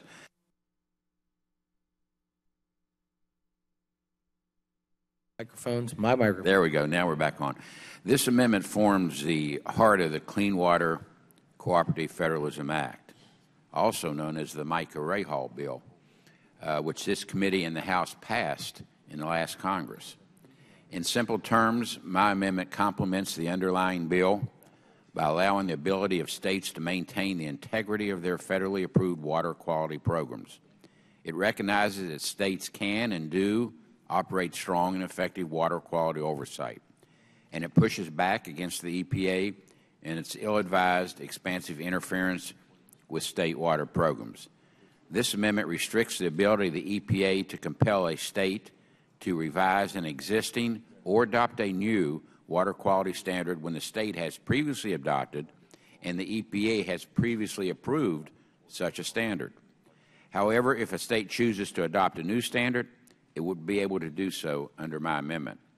My amendment would also limit the ability of the EPA to withdraw its approval of a state water quality program, and it would restrict EPA's ability to object to a state-issued Section 401 water quality certification on the basis of any federal guidance that reinterprets a state's approved water quality standard. Mr. Chairman, this EPA has distressingly been abusive in its use of guidance. In West Virginia, this EPA has wrongly used guidance as a legal hammer. It has repeatedly acted to force my state to require that coal mining companies agree to certain terms in their Clean Water Act permits, terms outside the scope of the state's own EPA-approved water quality program. The EPA has wrongly used guidance to coerce and control the state's permitting regime and to wrest power away from the Corps of Engineers. This amendment simply aims to put a stop to that. I again thank the gentlelady from West Virginia, Ms. Capito, the sponsor of the underlying measure, for working with me on this matter, and I urge the adoption of the pending amendment. Yield back. I thank the ranking member, and I know that Ms. Capito's legislation, H.R. 5077, clarifies and restores the balance between the states and the federal government in implementing the Clean Water Act. And Mr. Rahall's amendment adds additional provisions to enhance the purpose of the bill by covering other areas where EPA has overreached with the states, including with the implementation of state water quality standard certification and permitting decisions. So I would urge all members to support the ranking member, the Rahall amendment. And with that, yield to Ms. Capito. Thank you, Mr. Chairman. I wanted to speak briefly in support of my colleague, Mr. Rahall's amendment, because I think it adequately and very aptly addresses an issue that he described that we've had in West Virginia in terms of the EPA and we're trying to preserve the cooperative federalism, the ability of the state of West Virginia under the guidance of the EPA in cooperation with them to to require that they can't come back in and basically change their minds. In response to my colleague from Maryland's issue on the Chesapeake watershed issue, Chesapeake Bay watershed issue, West Virginia is one of those states. And the most affected region of the Chesapeake Bay watershed is the eastern part of West Virginia at the headwaters of the Potomac, which happens to be in my district. And so this is an issue that we've been dealing with, quite frankly, it's been a frustration, too, trying to deal with the EPA on this because of the lack of clarity, the inability to meet certain standards and timelines, lack of resources, which I'm glad to say the state of West Virginia did come in the last legislative session, come to the table with the state money to try to help meet some of the demands of the EPA and some of the initiatives to clean that up. But I think it's important to note that all of the states are working. West Virginia is one of 46 states that works with the EPA to set these standards. And the EPA says these standards are good standards. They give it their seal of approval. And it's after that they come back and then try to rechange the playing field. And so that's what I think my colleague's amendment tries to address. And I would encourage my colleagues to vote in favor of the Rahall amendment. Thank you. Do any other members wish to be heard? Mr. Gibbs is recognized. Thank you, Mr. Chairman. I strongly support the amendment, but I think it also helps strengthens the bill to bring clarity. And I think I want to address a couple of the previous statements that have been made. How this works and the way it's supposed to work when the Clean Water Act was passed. The states work with the federal EPA and develop their plans, and they submit them to the EPA, the federal government, and they approve them or they don't approve them. So there's a partnership there. And then every 3 years, if it's water quality programs, TMDL programs, and all the other programs have to come under review. The federal EPA reviews those programs again. So this notion out here that a downstream state might be adversely affected by an upstream state because they're not protecting their water quality, when they submit these plans, they have to meet the minimum qualifications that are set in the Clean Water Act, and the EPA, federal EPA, approves those plans or deny those plans, but they force the states to do it. Now, states can go ahead and exceed the minimum standards in clean water. If they want to do more, they can. But I think the important point to remember is the federal government is involved in this, but they shouldn't be in the day-to-day operations. They should be over the implementation of making sure the plans are developed and the intent of the Clean Water Act is enforced and occurs. And that's what this amendment helps strengthen and do that, bring back that partnership, that collaboration, and I think it actually enhances the protection of our environment. I yield back. I thank the gentleman. Any other members wish to be heard on the amendment? Seeing none, I would also remind members that I would urge a yes vote on Mr. Rahall's amendment. I believe it strengthens Ms. Capito's bill. Without any of the members being heard, are there any amendments to the amendment? Seeing none, the chair recognizes Mr. Okay, the question. It's not. If not, the question is on the amendment. All those in favor signify by saying aye. Aye. All those opposed signify by saying nay. The ayes have it, and the amendment is agreed to. Are there other amendments? Mr. Bishop's recognized. Thank you, Mr. Chairman. I have an amendment at the desk. The clerk will designate the amendment. Amendment number 62, offered by Mr. Bishop. Mr. Bishop is recognized to explain his amendment. Thank you, Mr. Chairman. My amendment would address one of the fundamental flaws I see in this legislation, which is the fact that this legislation will place downstream states at the mercy of their upstream neighbors in protecting the quality of their own waters. H.R. 5077, as currently before this committee, would significantly curtail the ability of the EPA to protect the nation's waters from pollution.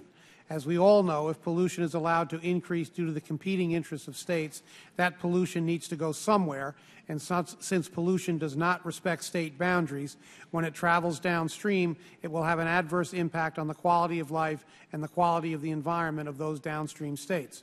As highlighted in my amendment, the end result of this will be that downstream states will become responsible for treating the pollution of their upstream neighbors, which at a minimum will increase the compliance costs for downstream states and at a maximum may destroy the ecological or economic health of these states. As I've noted before, my district in New York is separated from Connecticut by the Long Island Sound. Over time, the number of polluters in the area has increased exponentially, killing fish, lobsters, and imperiling the $5 billion of economic output that the region depends upon. Fortunately, the states decided that the sound was impaired and proposed a more restrictive water quality for standard for nitrogen, a $5 billion bullet dodged. However, had Connecticut, for example, decided against the revised standard, despite all scientific evidence for doing so, under the current Clean Water Act, EPA could step in and require the stricter standard. Under H.R. 5077, however, the EPA would be stripped of that authority, and polluters in Connecticut would continue to discharge excessive amounts of nitrogen into the Sound, leaving my constituents in the state of New York without any recourse under the Clean Water Act to stop them. If this bill were to pass, individual states would decide that the collective efforts to address the water quality impairments of the Chesapeake Bay or the Puget Sound or the Great Lakes or the Gulf of Mexico were unnecessarily restrictive or burdensome and refuse to participate in any meaningful way towards restoration of these regional water bodies. This go-it-alone approach flies in the face of science, of common sense, and decades of experience in implementing the Clean Water Act. My amendment would limit the impact of this legislation if the Administrator determines that this bill is likely to, 1, increase the interstate movement of pollutants through surface waters, 2, increase the costs incurred by downstream states to maintain or achieve approved water quality standards for that state, or 3, to cause or contribute to the impairment of surface or coastal waters of another state. This committee created the Clean Water Act over 40 years ago as a response to burning rivers, to Great Lakes that were pronounced dead, and to an understanding that a state-by-state approach to protecting water simply did not work. Let's not repeat that past, but commit to moving forward in our efforts to protect the nation's waters. I ask my colleagues to support this amendment, and I yield back the balance of my time. I thank the gentleman. Do any members wish to be heard on the amendment? Mr. Gibbs is recognized. Thank you, Mr. Chairman. I must strongly oppose this amendment because it basically aims to undermine the reforms in the bill and ensures that all the EPA can continue unilaterally to force its one-size-fits-all federal policies onto the state's water quality programs. The underlying bill, 5077, reestablishes the state's balanced role in carrying out the provisions of the Clean Water Act, but this amendment, in effect, says that the underlying bill will not apply virtually anywhere the EPA decides the bill should not apply. EPA already has authority under the Clean Water Act to manage the sorts of interstate water pollution control issues described in the amendment. H.R. 5077 does not affect EPA's proper role in reviewing state permits and standards and coordinating pollution control efforts between states and eliminate EPA's ability to protect water quality and public health in interstate waters. Once states have the EPA's approved Clean Water Act programs, they are very capable of administering their own programs and caring for the health and welfare of their citizens. The EPA needs to be more respectful of their decisions made by the states in these circumstances. I'd also add this is not the 1960s anymore. States have ramped up. They're doing a good job of working with that, and they submit these programs, as I said earlier, to the U.S. EPA for review and approval. And let's let the states do their job and make the Clean Water Act work like it's supposed to work. And this amendment, I strongly oppose, and I urge members to oppose it because it puts a one-size-fits-all policy coming out of Washington, D.C., and stifles economic growth and doesn't do anything to help protect the environment. I yield back. Thank the gentleman. Any other members wish to be heard? Seeing none, are there amendments to the amendment? Seeing none, the question is on the amendment. All those in favor signify by saying aye. All those opposed signify by saying nay. Nay. And the opinion of the chair, the nays have it, and the amendment is not agreed to. Mr. Bishop's recognized. I request a recorded vote. There is a recorded vote has been requested. A sufficient number of members have requested a recorded vote, and pursuant to Rule 5E of the Rules on the Committee on the Transportation Infrastructure, a recorded vote on the amendment is ordered. The clerk will call the roll, and I would urge all members again to speak into your microphone. Proceed. Mr. Schuster? No. Mr. Schuster votes no. Mr. Rahal? No. Mr. Rahal votes no. Mr. Young? Mr. DeFazio? Mr. DeFazio votes aye. Mr. Petri? No. Mr. Petri votes no. Mr. Norton? Or excuse me, Ms. Norton? Ms. Norton votes aye. Apologies. Mr. Coble? Mr. Coble votes no. Mr. Nadler? Mr. Nadler votes aye. Mr. Duncan? No. Mr. Duncan votes no. Ms. Brown? Ms. Brown votes aye. Mr. Micah? Ms. Johnson? Ms. Johnson votes aye. Mr. Lobiondo? No.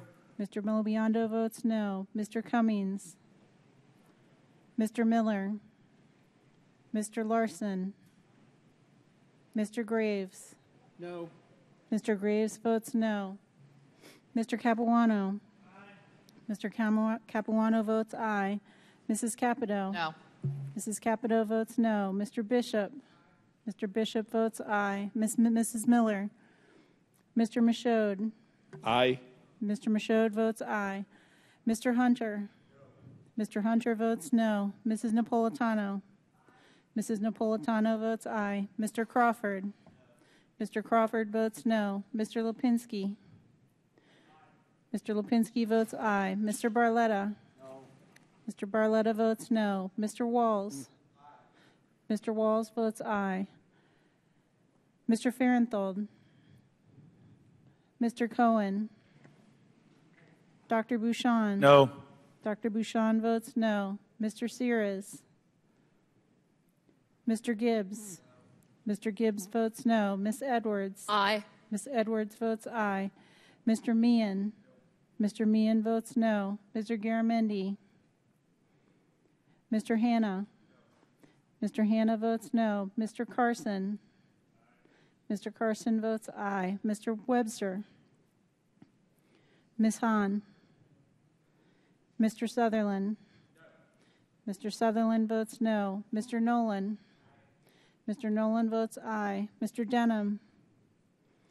Mrs. Kirkpatrick? Mrs. Kirkpatrick votes aye. Mr. Ribble? Mr. Ribble votes aye. Mr. Ribble votes no. Ms. Titus? Aye. Ms. Titus votes aye. Mr. Massey? Mr. Massey votes no. Mr. Maloney? Aye. Mr. Maloney votes aye. Mr. Daines? No. Mr. Daines votes no. Ms. Esty? Aye. Ms. Esty votes aye. Mr. Rice? Mr. Rice votes no. Ms. Frankel? Aye. Ms. Frankel votes aye. Mr. Mullen? Mr. Mullen votes no. Mrs. Bustos? Yes. Mrs. Bustos votes yes. Mr. Williams? No. Mr. Williams votes no. Mr. Meadows? No. Mr. Meadows votes no. Mr. Perry? Mr. Perry votes no. Mr. Davis? No. Mr. Davis votes no. Mr. Sanford? No.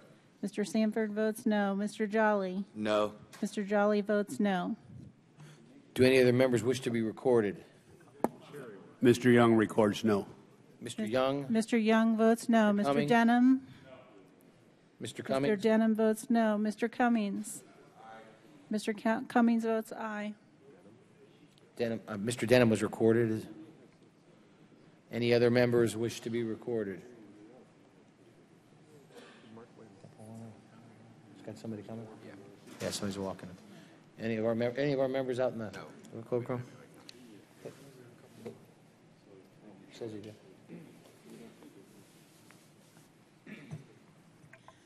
On this vote, the noes are 20. Hold on.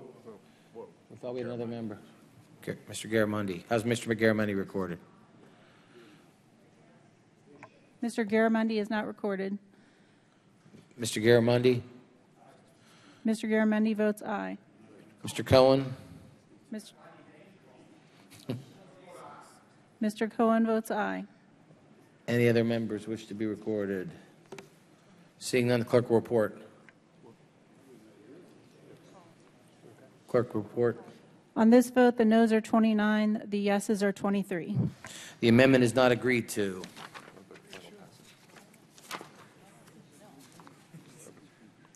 I recognize Mr. Gibbs for a motion. Mr. Chairman, I move that H.R. 5077 as amended be approved and reported favorably to the House. The question is on the motion. All those in favor signify by saying aye. Aye. All those opposed signify by saying no. The ayes have it, and the motion is agreed to. The bill is approved and ordered reported favorably to Mr. Bishop. I ask for a recorded vote. A recorded vote has been requested. A sufficient number of members have requested a recorded vote, and pursuant to Rule 5E of the rules of the Committee on Transportation and Infrastructure, a recorded vote on the amendment is ordered. The clerk will call the roll. Mr. Schuster. Aye. Mr. Schuster votes aye. Mr. Rahal. Mr. Rahal votes aye. Mr. Young. Aye. Mr. Young votes aye. Mr. DeFazio. Mr. DeFazio votes no. Mr. Petri. Aye. Mr. Petri votes aye. Ms. Norton. Ms. Norton votes no. Mr. Coble. Mr. Coble votes aye. Mr. Nadler. Mr. Nadler votes no. Mr. Duncan. Mr. Duncan votes aye. Ms. Brown. Ms. Brown votes no. Mr. Micah. Ms. Johnson. Ms. Johnson votes no. Mr. Lobiondo. Aye. Mr. Lobiondo votes aye. Mr. Cummings. Mr. Cummings votes no. Mr. Miller. Mr. Larson. Mr. Larson votes no. Mr. Graves. Mr. Graves votes aye. Mr. Capuano. Mr. Capuano votes no. Mrs. Capito. Mrs. Capito votes aye. Mr. Bishop. Mr. Bishop votes no. Mrs. Miller. Mr. Michaud. No. Mr. Michaud votes no. Mr. Hunter. Mr. Hunter votes aye. Mrs. Napolitano. Mrs. Napolitano votes no. Mr. Crawford. Mr. Crawford votes aye. Mr. Lipinski. Mr. Lipinski votes no. Mr. Barletta. Mr. Barletta votes aye. Mr. Walls. Mr. Walls votes no. Mr. Farenthold. Mr. Cohen. Dr. Bouchon. Aye. Dr. Bouchon votes aye. Mr. Sears. Mr. Gibbs. Mr. Gibbs votes aye. Mrs. Edwards. No. Ms. Edwards votes no. Mr. Meehan. Mr. Meehan votes aye. Mr. Garamendi. No. Mr. Garamendi votes no. Mr. Hanna. Mr. Hanna votes yes. Mr. Carson. Mr. Carson votes no. Mr. Webster. Ms. Hahn. Mr. Sutherland. Mr. Sutherland votes aye. Mr. Nolan. Mr. Nolan votes no. Mr. Denham. Mr. Denham votes aye. Mrs. Kirkpatrick. Mrs. Kirkpatrick votes no. Mr. Ribble. Mr. Ribble votes aye. Ms. Titus. Ms. Titus votes no. Mr. Massey. Mr. Maloney. Mr. Maloney votes no. Mr. Daines. Mr. Daines votes aye. Mr. Rice. Mr. Rice votes aye. Ms. Esty. No. Ms. Esty votes no. Ms. Frankel. No. Ms. Frankel votes no. Mr. Mullen. Mr. Mullen votes aye. Mrs. Bustos. No. Mrs. Bustos votes no. Mr. Williams. Yes. Mr. Williams votes yes. Mr. Meadows. Aye. Mr. Meadows votes aye. Mr. Perry.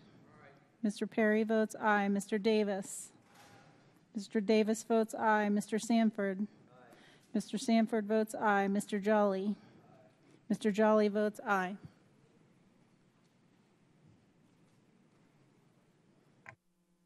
Any other members wish to be recorded?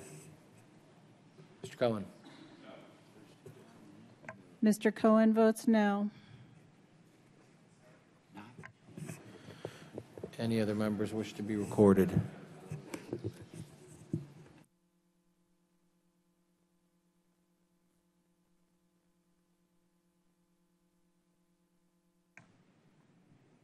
On this vote, the yeas are 24, the nays are... 1 second. I haven't called for it yet.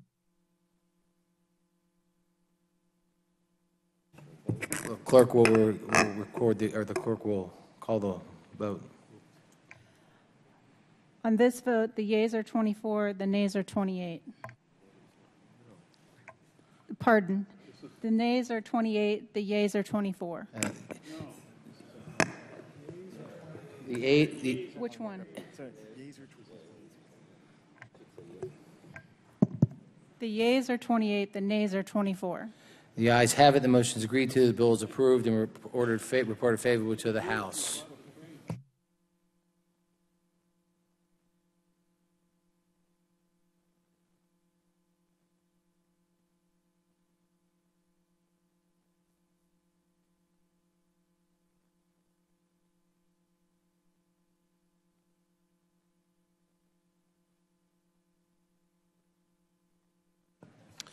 Our final of order business will be to consider H.R. 5078, the Waters of the United States Regulatory Overreach Protection Act of 2014. I ask unanimous consent to discharge the Subcommittee on Water Resources and Environment and call up H.R. 5078 and the bill to be considered as read and open to amendment at any point. If there's an objection, without objection, so ordered.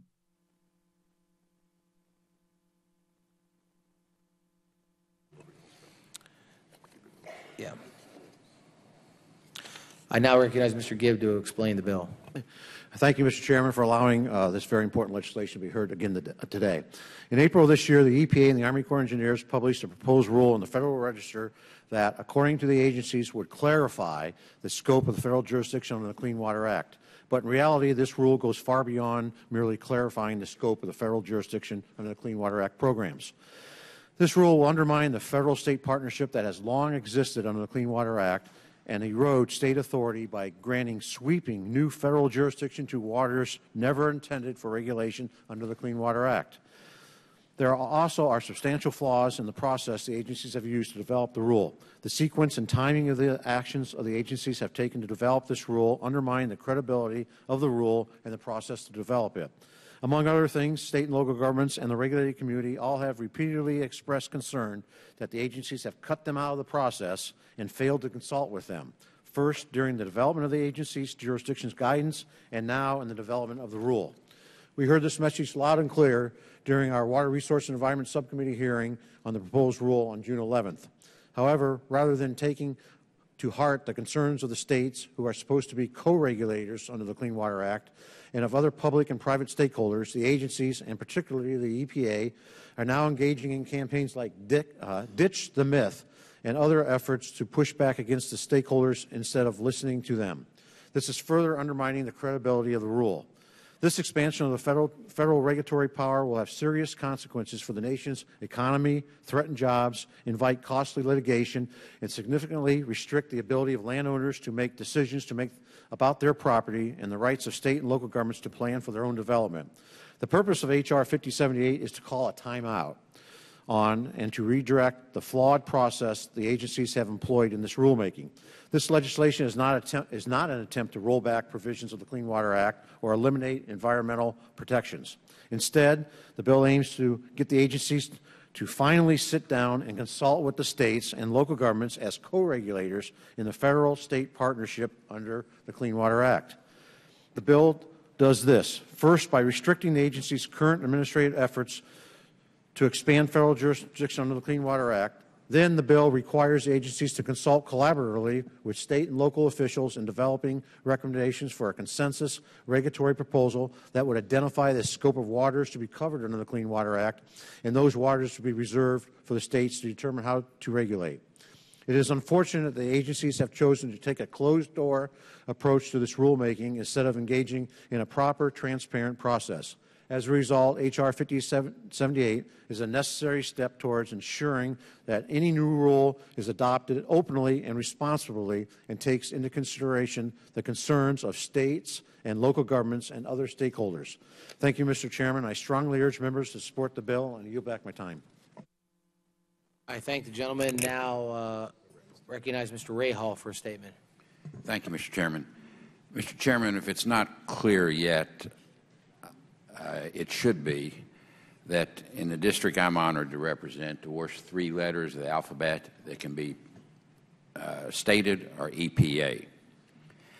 In proposing its latest version of regulations defining waters of the United States, the EPA claims to be attempting to provide clarity and certainty. It claims to be attempting to help our businesses and individual citizens know when they will need to go through the often lengthy and costly process of obtaining a Clean Water Act permit and when they will not. Unfortunately, if that is truly the EPA's claim, it has totally missed the mark. These proposed new regulations are anything but clear. At best, they are murky. But more to the point, they amount to an expansion of EPA's reach into waters that never before envisioned by the Congress to be subject to the Clean Water Act. There is no doubt that recent Supreme Court cases on this issue have stirred up confusion with respect to the Clean Water Act authorities.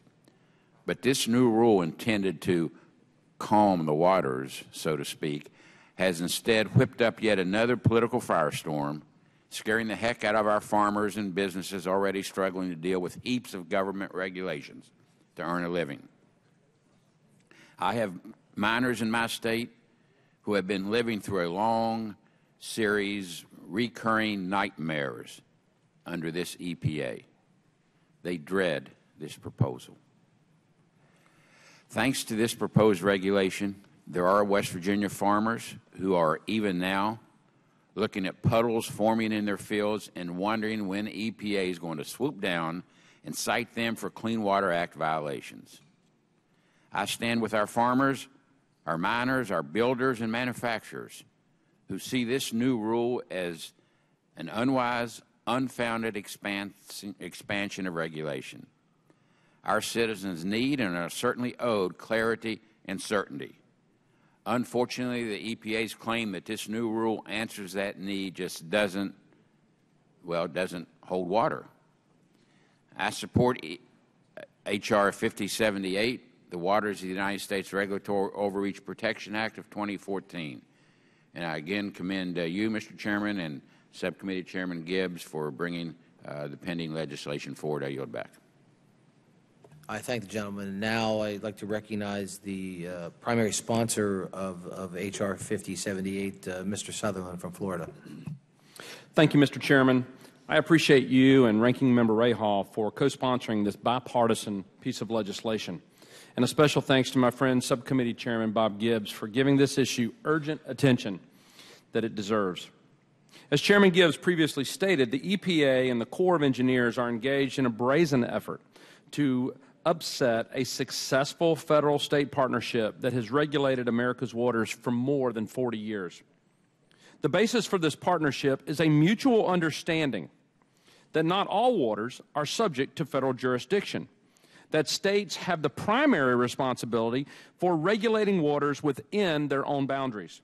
Twice, the United States Supreme Court has reaffirmed this balance under the Clean Water Act, letting federal agencies know that there are indeed limitations to their authority under the Clean Water Act. However, 40 years of progress is now being turned on its head under the guise of clarifying the scope of federal jurisdiction. Under the administration's proposed rules, federal agencies would see their regulatory authority under the Clean Water Act expanded to the point of covering almost any body of water in America, from ditches, culverts, pipes, to watersheds and farmland ponds.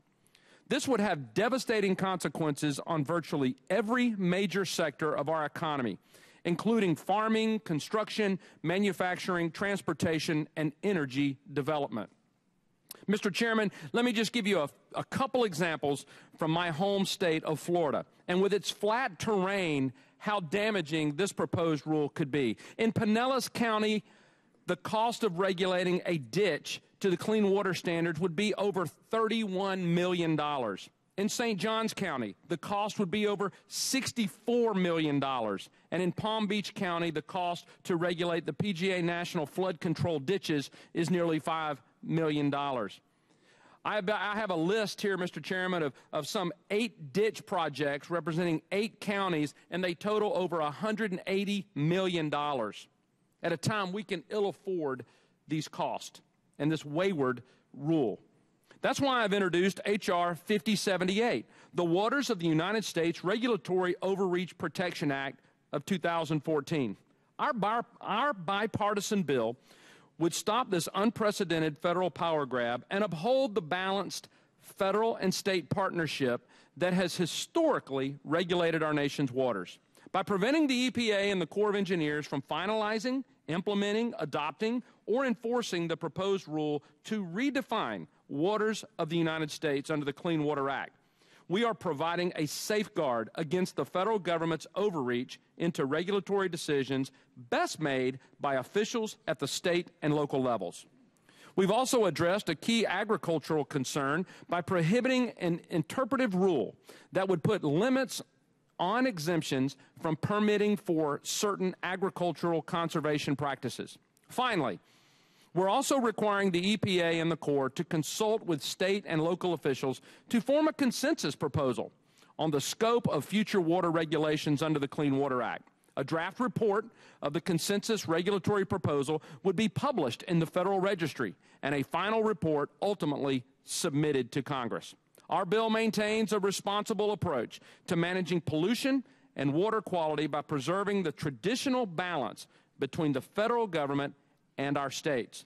For these reasons, I urge all of my colleagues to support this bill, H.R. 5078, and I yield back the balance of my time. I recognize the ranking member on the subcommittee, Mr. Bishop, for a statement. Thank you, Mr. Chairman. I rise in strong opposition to H.R. 5078.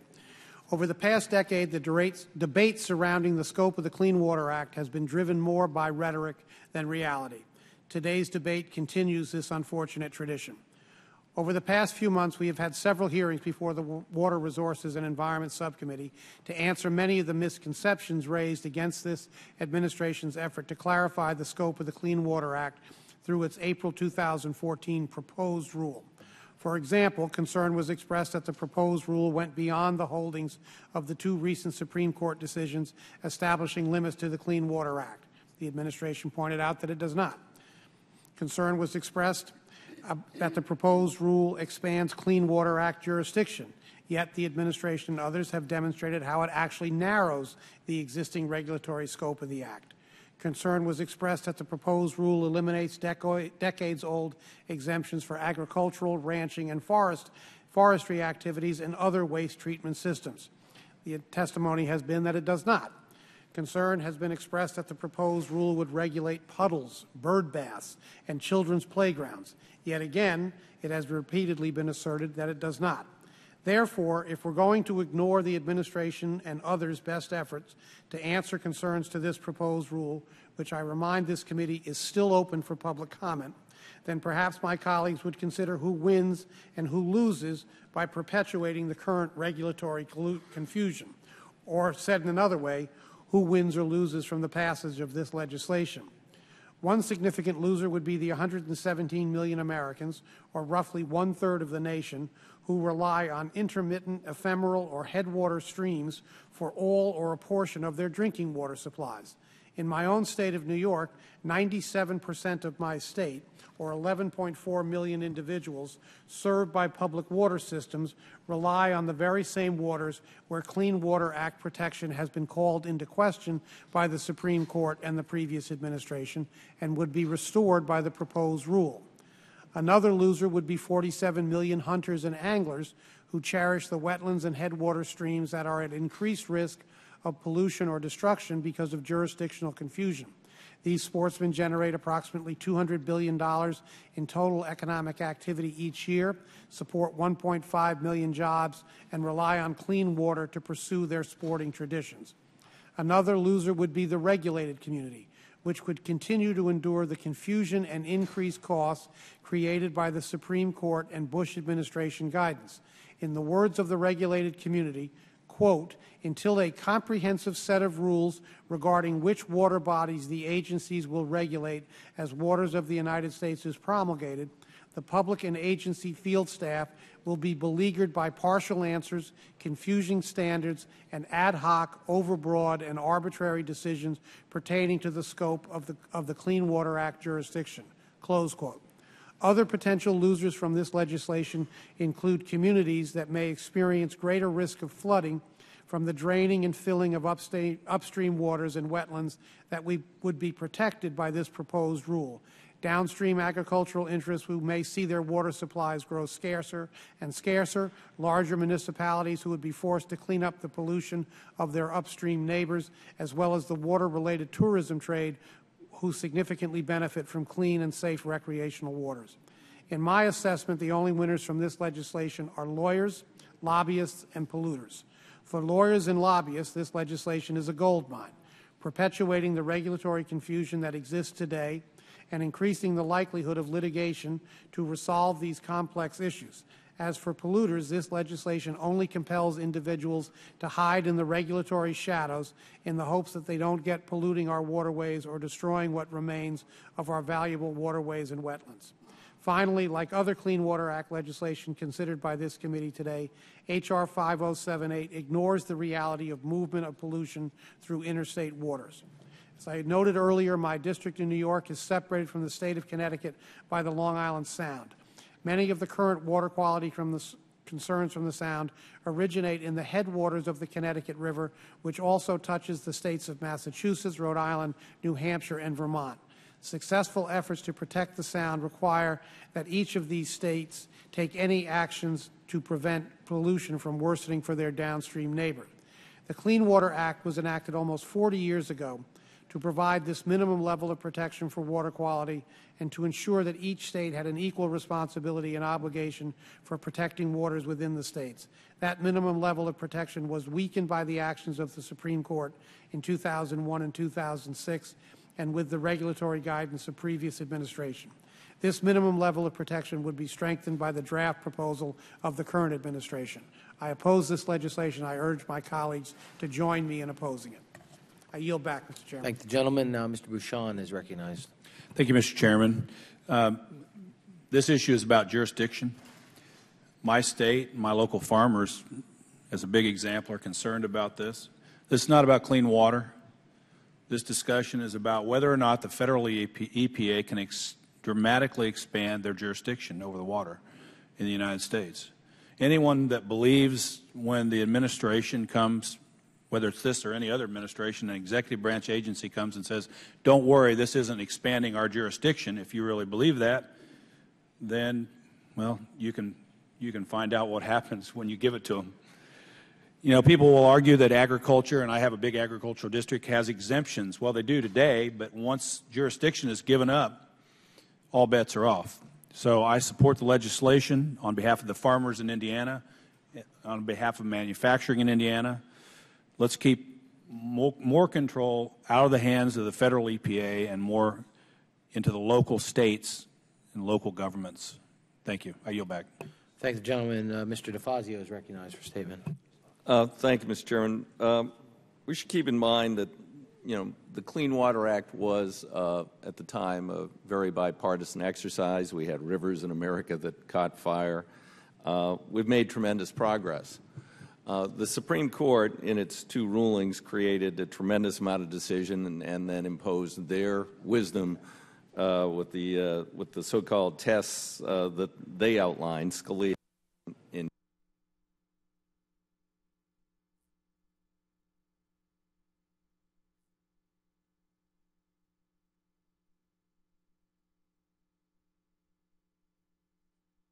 loud enough that people can. Oh, now it's back. All right. Whoa.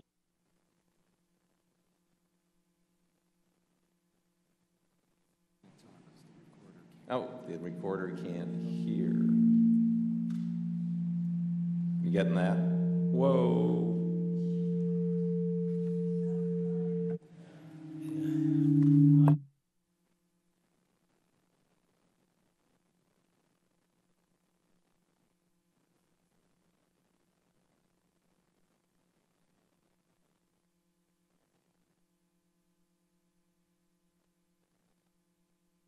Really? Okay. Now turn it down a little. I'll talk. Jesus Christ.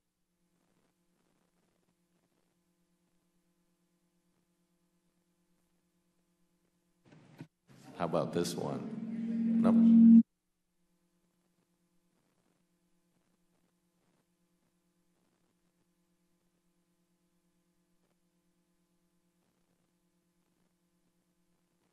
The recorder can't hear if you take the earphones out?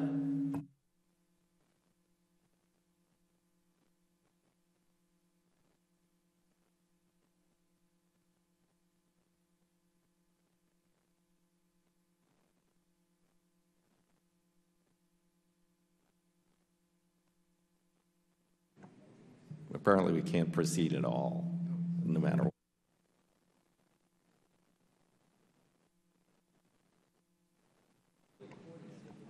Okay, no.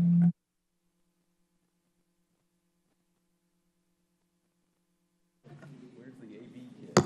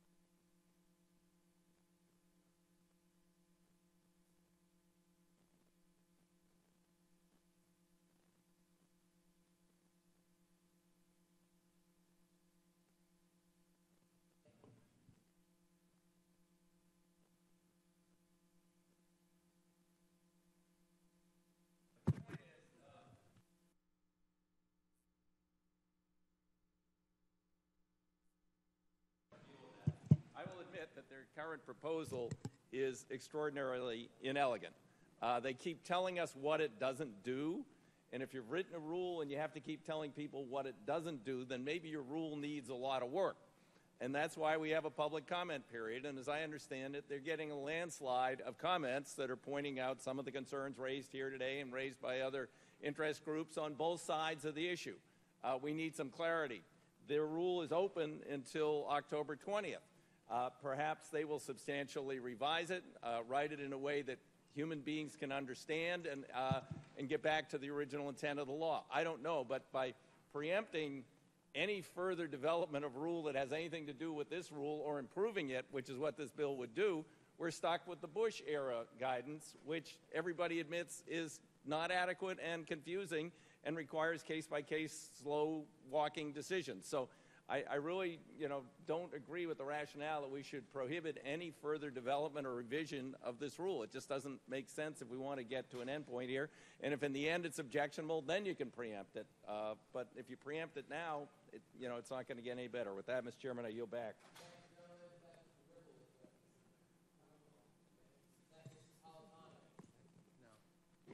Thank you, Mr. Chairman. I do also strongly oppose H.R. 5078.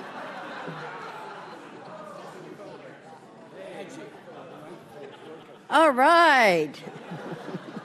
Just keep on talking.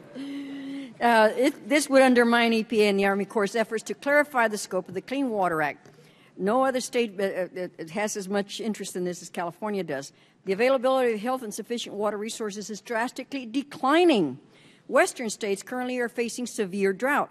The Colorado River, Missouri River basins are overused and overextended. Climate change is diminishing our water resources. Contamination is harming our water supply. We must hold the PRPs accountable because the taxpayer ends up footing the bill.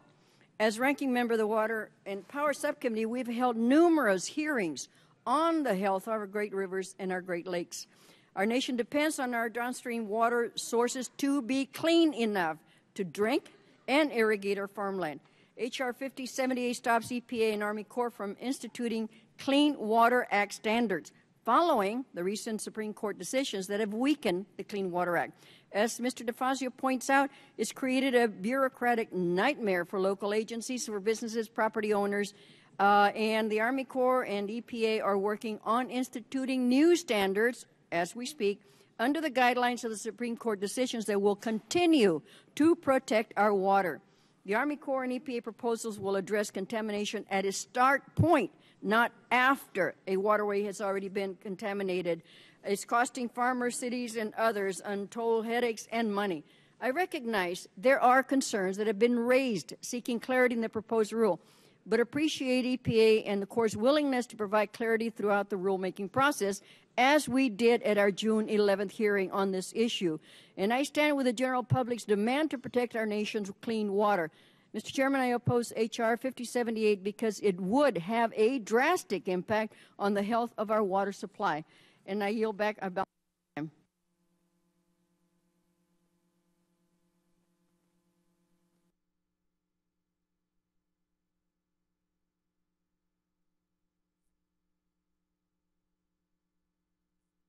So protection of clean water and Clean Water Act, et cetera, that has always been in our state's DNA. And I would say that I have been really a principal advocate. One of my principal advocacies in all the years I've been in public service has always been protecting clean water in the Great Lakes, et cetera. So I really would put up my environmental bona fides against anybody. Yesterday, though, I was talking to a member of our Michigan Farm Bureau who came in and had their staff do an overlay of our state of Michigan. And normally it would be blue, but they highlighted in the color pink anything that would now be considered under the EPA's purview under their rule that they have proposed. And in my state was bright pink, which I will just tell you that I think this bill that we're voting on today is so important because we are dealing with an administration who constantly, in almost every area, wants to do an end run around the legislative process with their rulemaking and their regulatory process. So I think this is very, very important.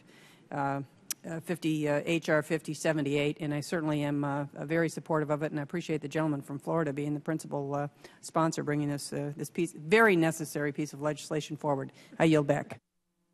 I thank the gentleman.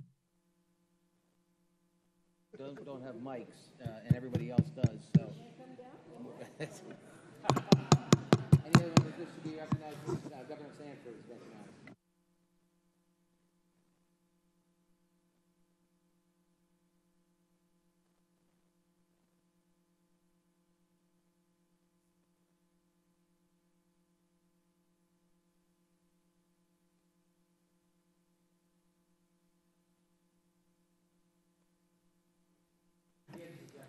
Thanks. It's working, isn't it? Yep. Okay. Well, first of all, I'd like to, my good friend from New York, in his comments, I just want to make this clear. he comments that if the EPA doesn't have this expanded jurisdiction, these waters aren't regulated.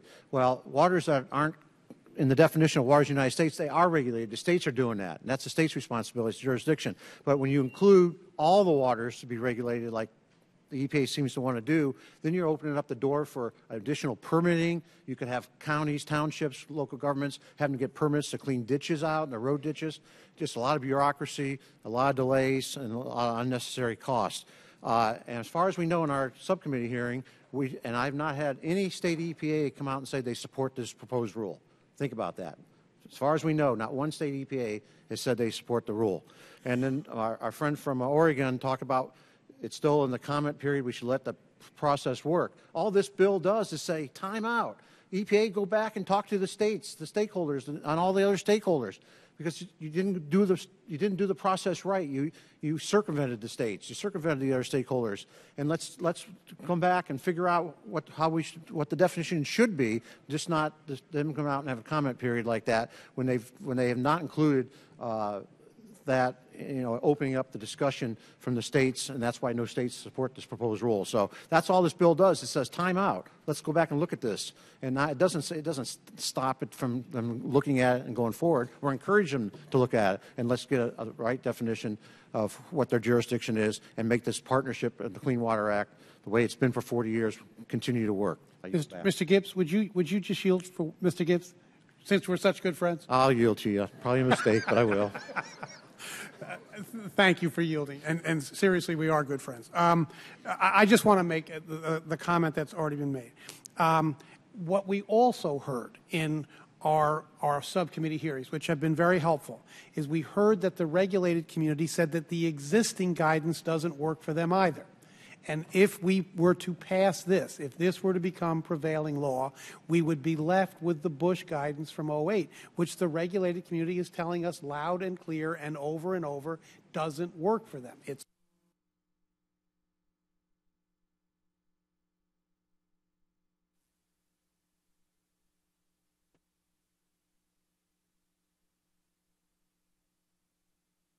expansion is going to create additional permitting. It's going to open up citizens' lawsuits. Because you think about when the Clean Water Act was initially passed, it was to go after those bad actors out there that were polluting. We had the Cuyahoga River in Cleveland catch on fire and all that. And we've cleaned all that up. But I don't think the intent when the Clean Water Act was passed to go after farmers and homeowners for frivolous things that they might not know they're doing or not, and get permits. And I've already seen in my district what's happened in the wetlands provision, some of the things that's happened in some of the core districts. It's pretty scary. And so we need to make sure that we're doing this right. And that's all this bill does, is say, hey, time out. Let's go back. Let's open this up to the states, state EPAs, and develop and really define a system how we should move forward to bring clarity. This bill helps bring clarity, and it actually demands that they bring clarity. And that's all we're asking. I yield back.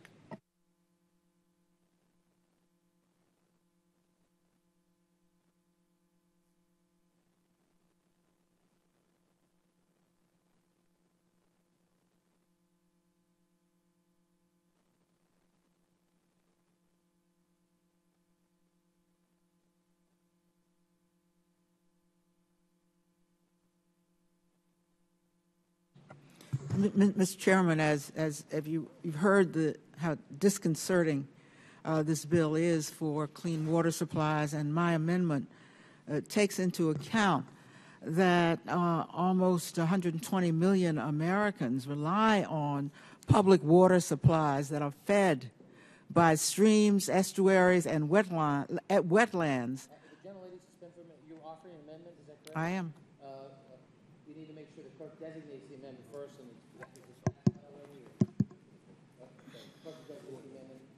Amendment number 100, offered by Ms. Norton. Thank you. Ms. Norton, proceed. To continue, this amendment simply clarifies.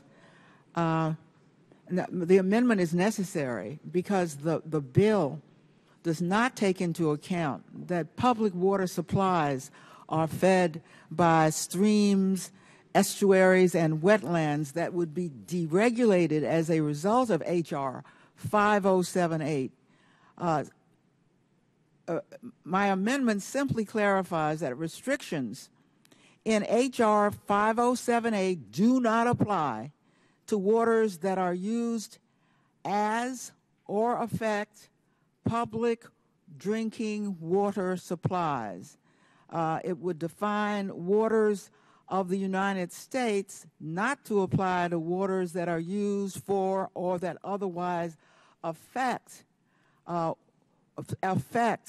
public waters. For example, protection and the parts that protect public waters are defined in Section 302 of the Federal Water Pollution Control Act. Protection of public health, public water supplies, agricultural and industrial uses, and the protection and propagation of a balanced population of shellfish, fish, and wildlife that allow recreational activities in and on the water. Now, this amendment, as you've heard from our colleagues, has consequences for public drinking water throughout the United States. Just to use as an example, the district's water supply, which of course the Congress uses, comes from the Potomac. While the Potomac's status has not been called into questions, the small streams that feed the river in the watershed and wetlands that filter pollutants are at risk. The Anacostia River is an example. The Potomac River runs 405 miles from parts of West Virginia to parts of Maryland. If headwaters, which are the source of a river, here and anywhere are polluted or destroyed, it affects the health of that entire watershed. In our case, it includes multiple states as well as the nation's capital. The supporters of H.R. 5078 say it is about overreach. My friends, it is not about, my amendment is not about regulating mud puddles and ditches. This bill would affect the drinking water of fully a third of the United States. I ask you to support my amendment. I thank the gentlelady. And with that, Mr. Gibbs is recognized. Thank you. I strongly oppose the gentlelady's amendment because it seeks to make the entire bill irrelevant. The purpose of this bill is to halt the EPA and the Corps rulemaking on waters of the United States and to get the agencies to sit down and consult with the states and local governments as co-regulators in developing recommendations for consensus or regulatory proposal on the scope of the Clean Water Act jurisdiction. This amendment makes the bill meaningless by exempting from the requirements of the bill those waters used for affecting certain stated purposes, which, as it turns out, apply essentially to all waters in the country. So I urge members to oppose the amendment.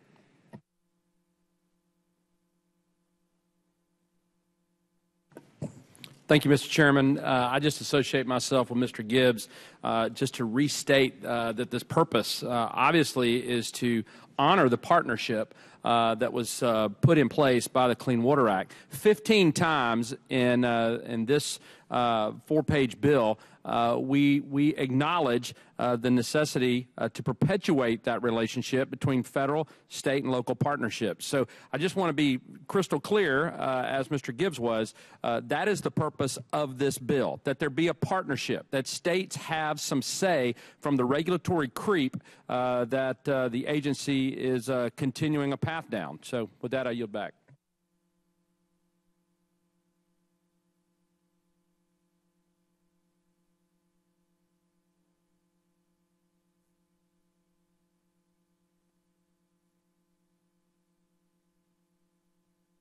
Not adopted.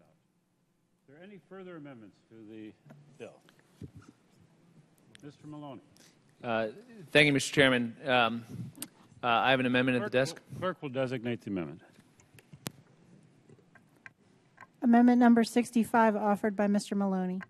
Gentleman is recognized for 5 minutes. Thank you, Mr. Chairman. Let me start by saying that I join those who have real concerns about the course of the EPA proposed rulemaking in this area. Like others, I'm more troubled by the broad scope of this legislation. I believe it threatens to undermine EPA's ability to enforce and implement the protections of a pillar of our environment, the Clean Water Act. These protections are crucial to many communities, particularly in my part of the world in the Hudson Valley of New York. So it's a classic throw the baby out with the bathwater issue. My amendment is very simple. What my amendment does is it strips the provisions of this law that would do real violence to the important parts of the Clean Water Act, while making clear that it should not extend, this rulemaking should not extend to harming traditional agricultural practices. In short, it would protect the farmers who depend on some common sense out of their government to continue to farm the land and pursue their way of life. In my part of the world, these are typically small family farms, under 200 acres, family run. There's no compliance department. There's no legal department. It's mom and dad at the kitchen table trying to make sense of things and trying to make a living.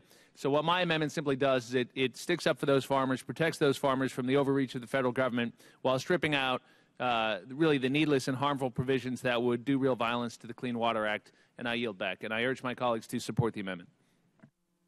I thank the gentleman, and with that, Mr. Gibbs is recognized. Thank you, Mr. Chairman. I oppose the gentleman's amendment because it would gut the main parts of the bill. If this amendment passes, the EPA would move to finalize its poorly conceived and very harmful rule expanding into the jurisdiction over public and private activities in the country.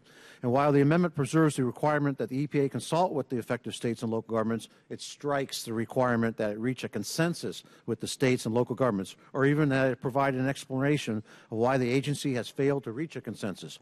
By doing this, the amendment destroys the bill's provisions that restores the federal-state partnership that was clearly stated in the Clean Water Act, but has been eroded over the recent years. I urge opposition to the amendment. I yield back. Thank the gentleman. Any other members wish to be heard on the amendment? Does the gentleman from South Carolina wish to be heard? I thank the gentleman. Any other? I think my time has passed. With that, we'll move to are there amendments to the amendment?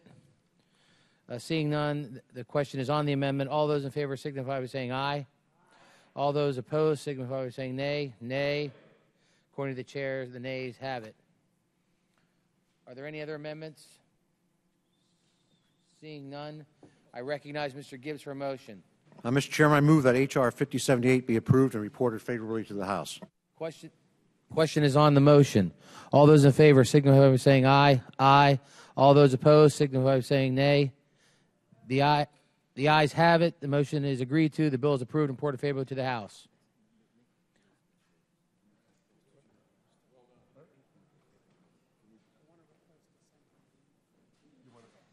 Consenting, yes. Mr. Bishop is recognized. Thank you, Mr. Chairman. Mr. Chairman, pursuant to Clause 2L of House Rule 11 and Clause D of Committee Rule 7, I notice my intent to file supplemental, minority, or additional views for inclusion on the report to the House on H.R. 4854, H.R. 5077, and H.R. 5078. Without objection, so ordered. And before we leave, I just want to say to David Wagner, who has served in the government for 30 years and 4 years on this committee and many years with Mr. Ray Hall on the interior, not the interior, what do you call that committee? Natural Resources. Used to be That's the interior. Senate. Natural Resources. Really appreciate your service to the government. He's retiring on Friday, I understand. And also to say thanks. The WRDA bill was truly a bipartisan bill. Both sides of the aisle worked very well together, and especially the staff. Mr. Wagner was really key to the whole process. So thank you, and best of luck to you in retirement. I want to be recognized. Mr. Ray Hall is recognized. Is your mic working? Yeah. My mic's working. Mr. Chairman, I appreciate your recognizing Dave, and I certainly join in those accolades. Dave Wagner, as you mentioned, has over 30 years of government service. He worked at the Bureau of Reclamation. I hired him to be staff director of our Water Subcommittee when I chaired the Natural Resources Committee, and then brought him to this committee as well to work on our Water Subcommittee here. And he was an instrumental force in bringing together all of us for the passage of the Water Resources Reform and Development Act, and I commend his long tenure and wish him Godspeed as he moves out west, I understand. Ms. Napolitano is recognized. Thank you. Very quickly, I too add my thanks to Mr. Wagner, and understand that you swiped him from me, Mr. Ray Hall, sort of, kind of. He was my subcommittee director of the subcommittee staff, and he did an excellent job, and I was sorry to lose him, and I'm more sorry now, and wish him Godspeed, and to his wife also.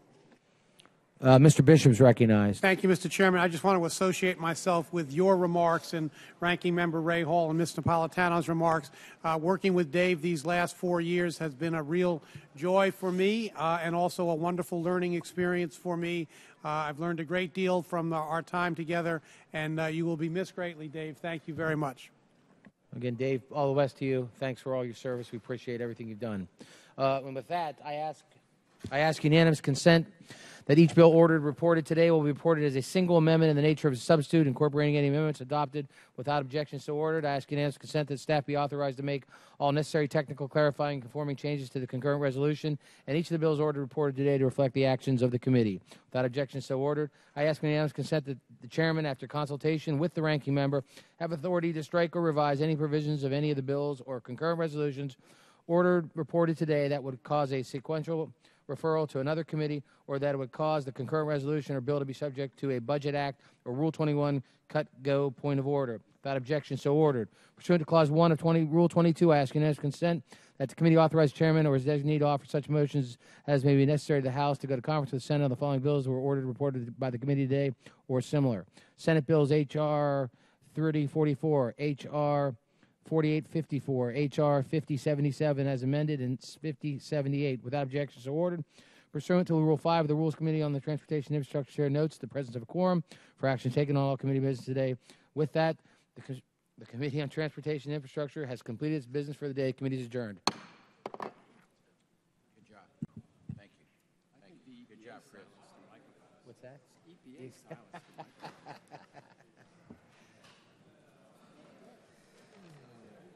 Good job, Steve.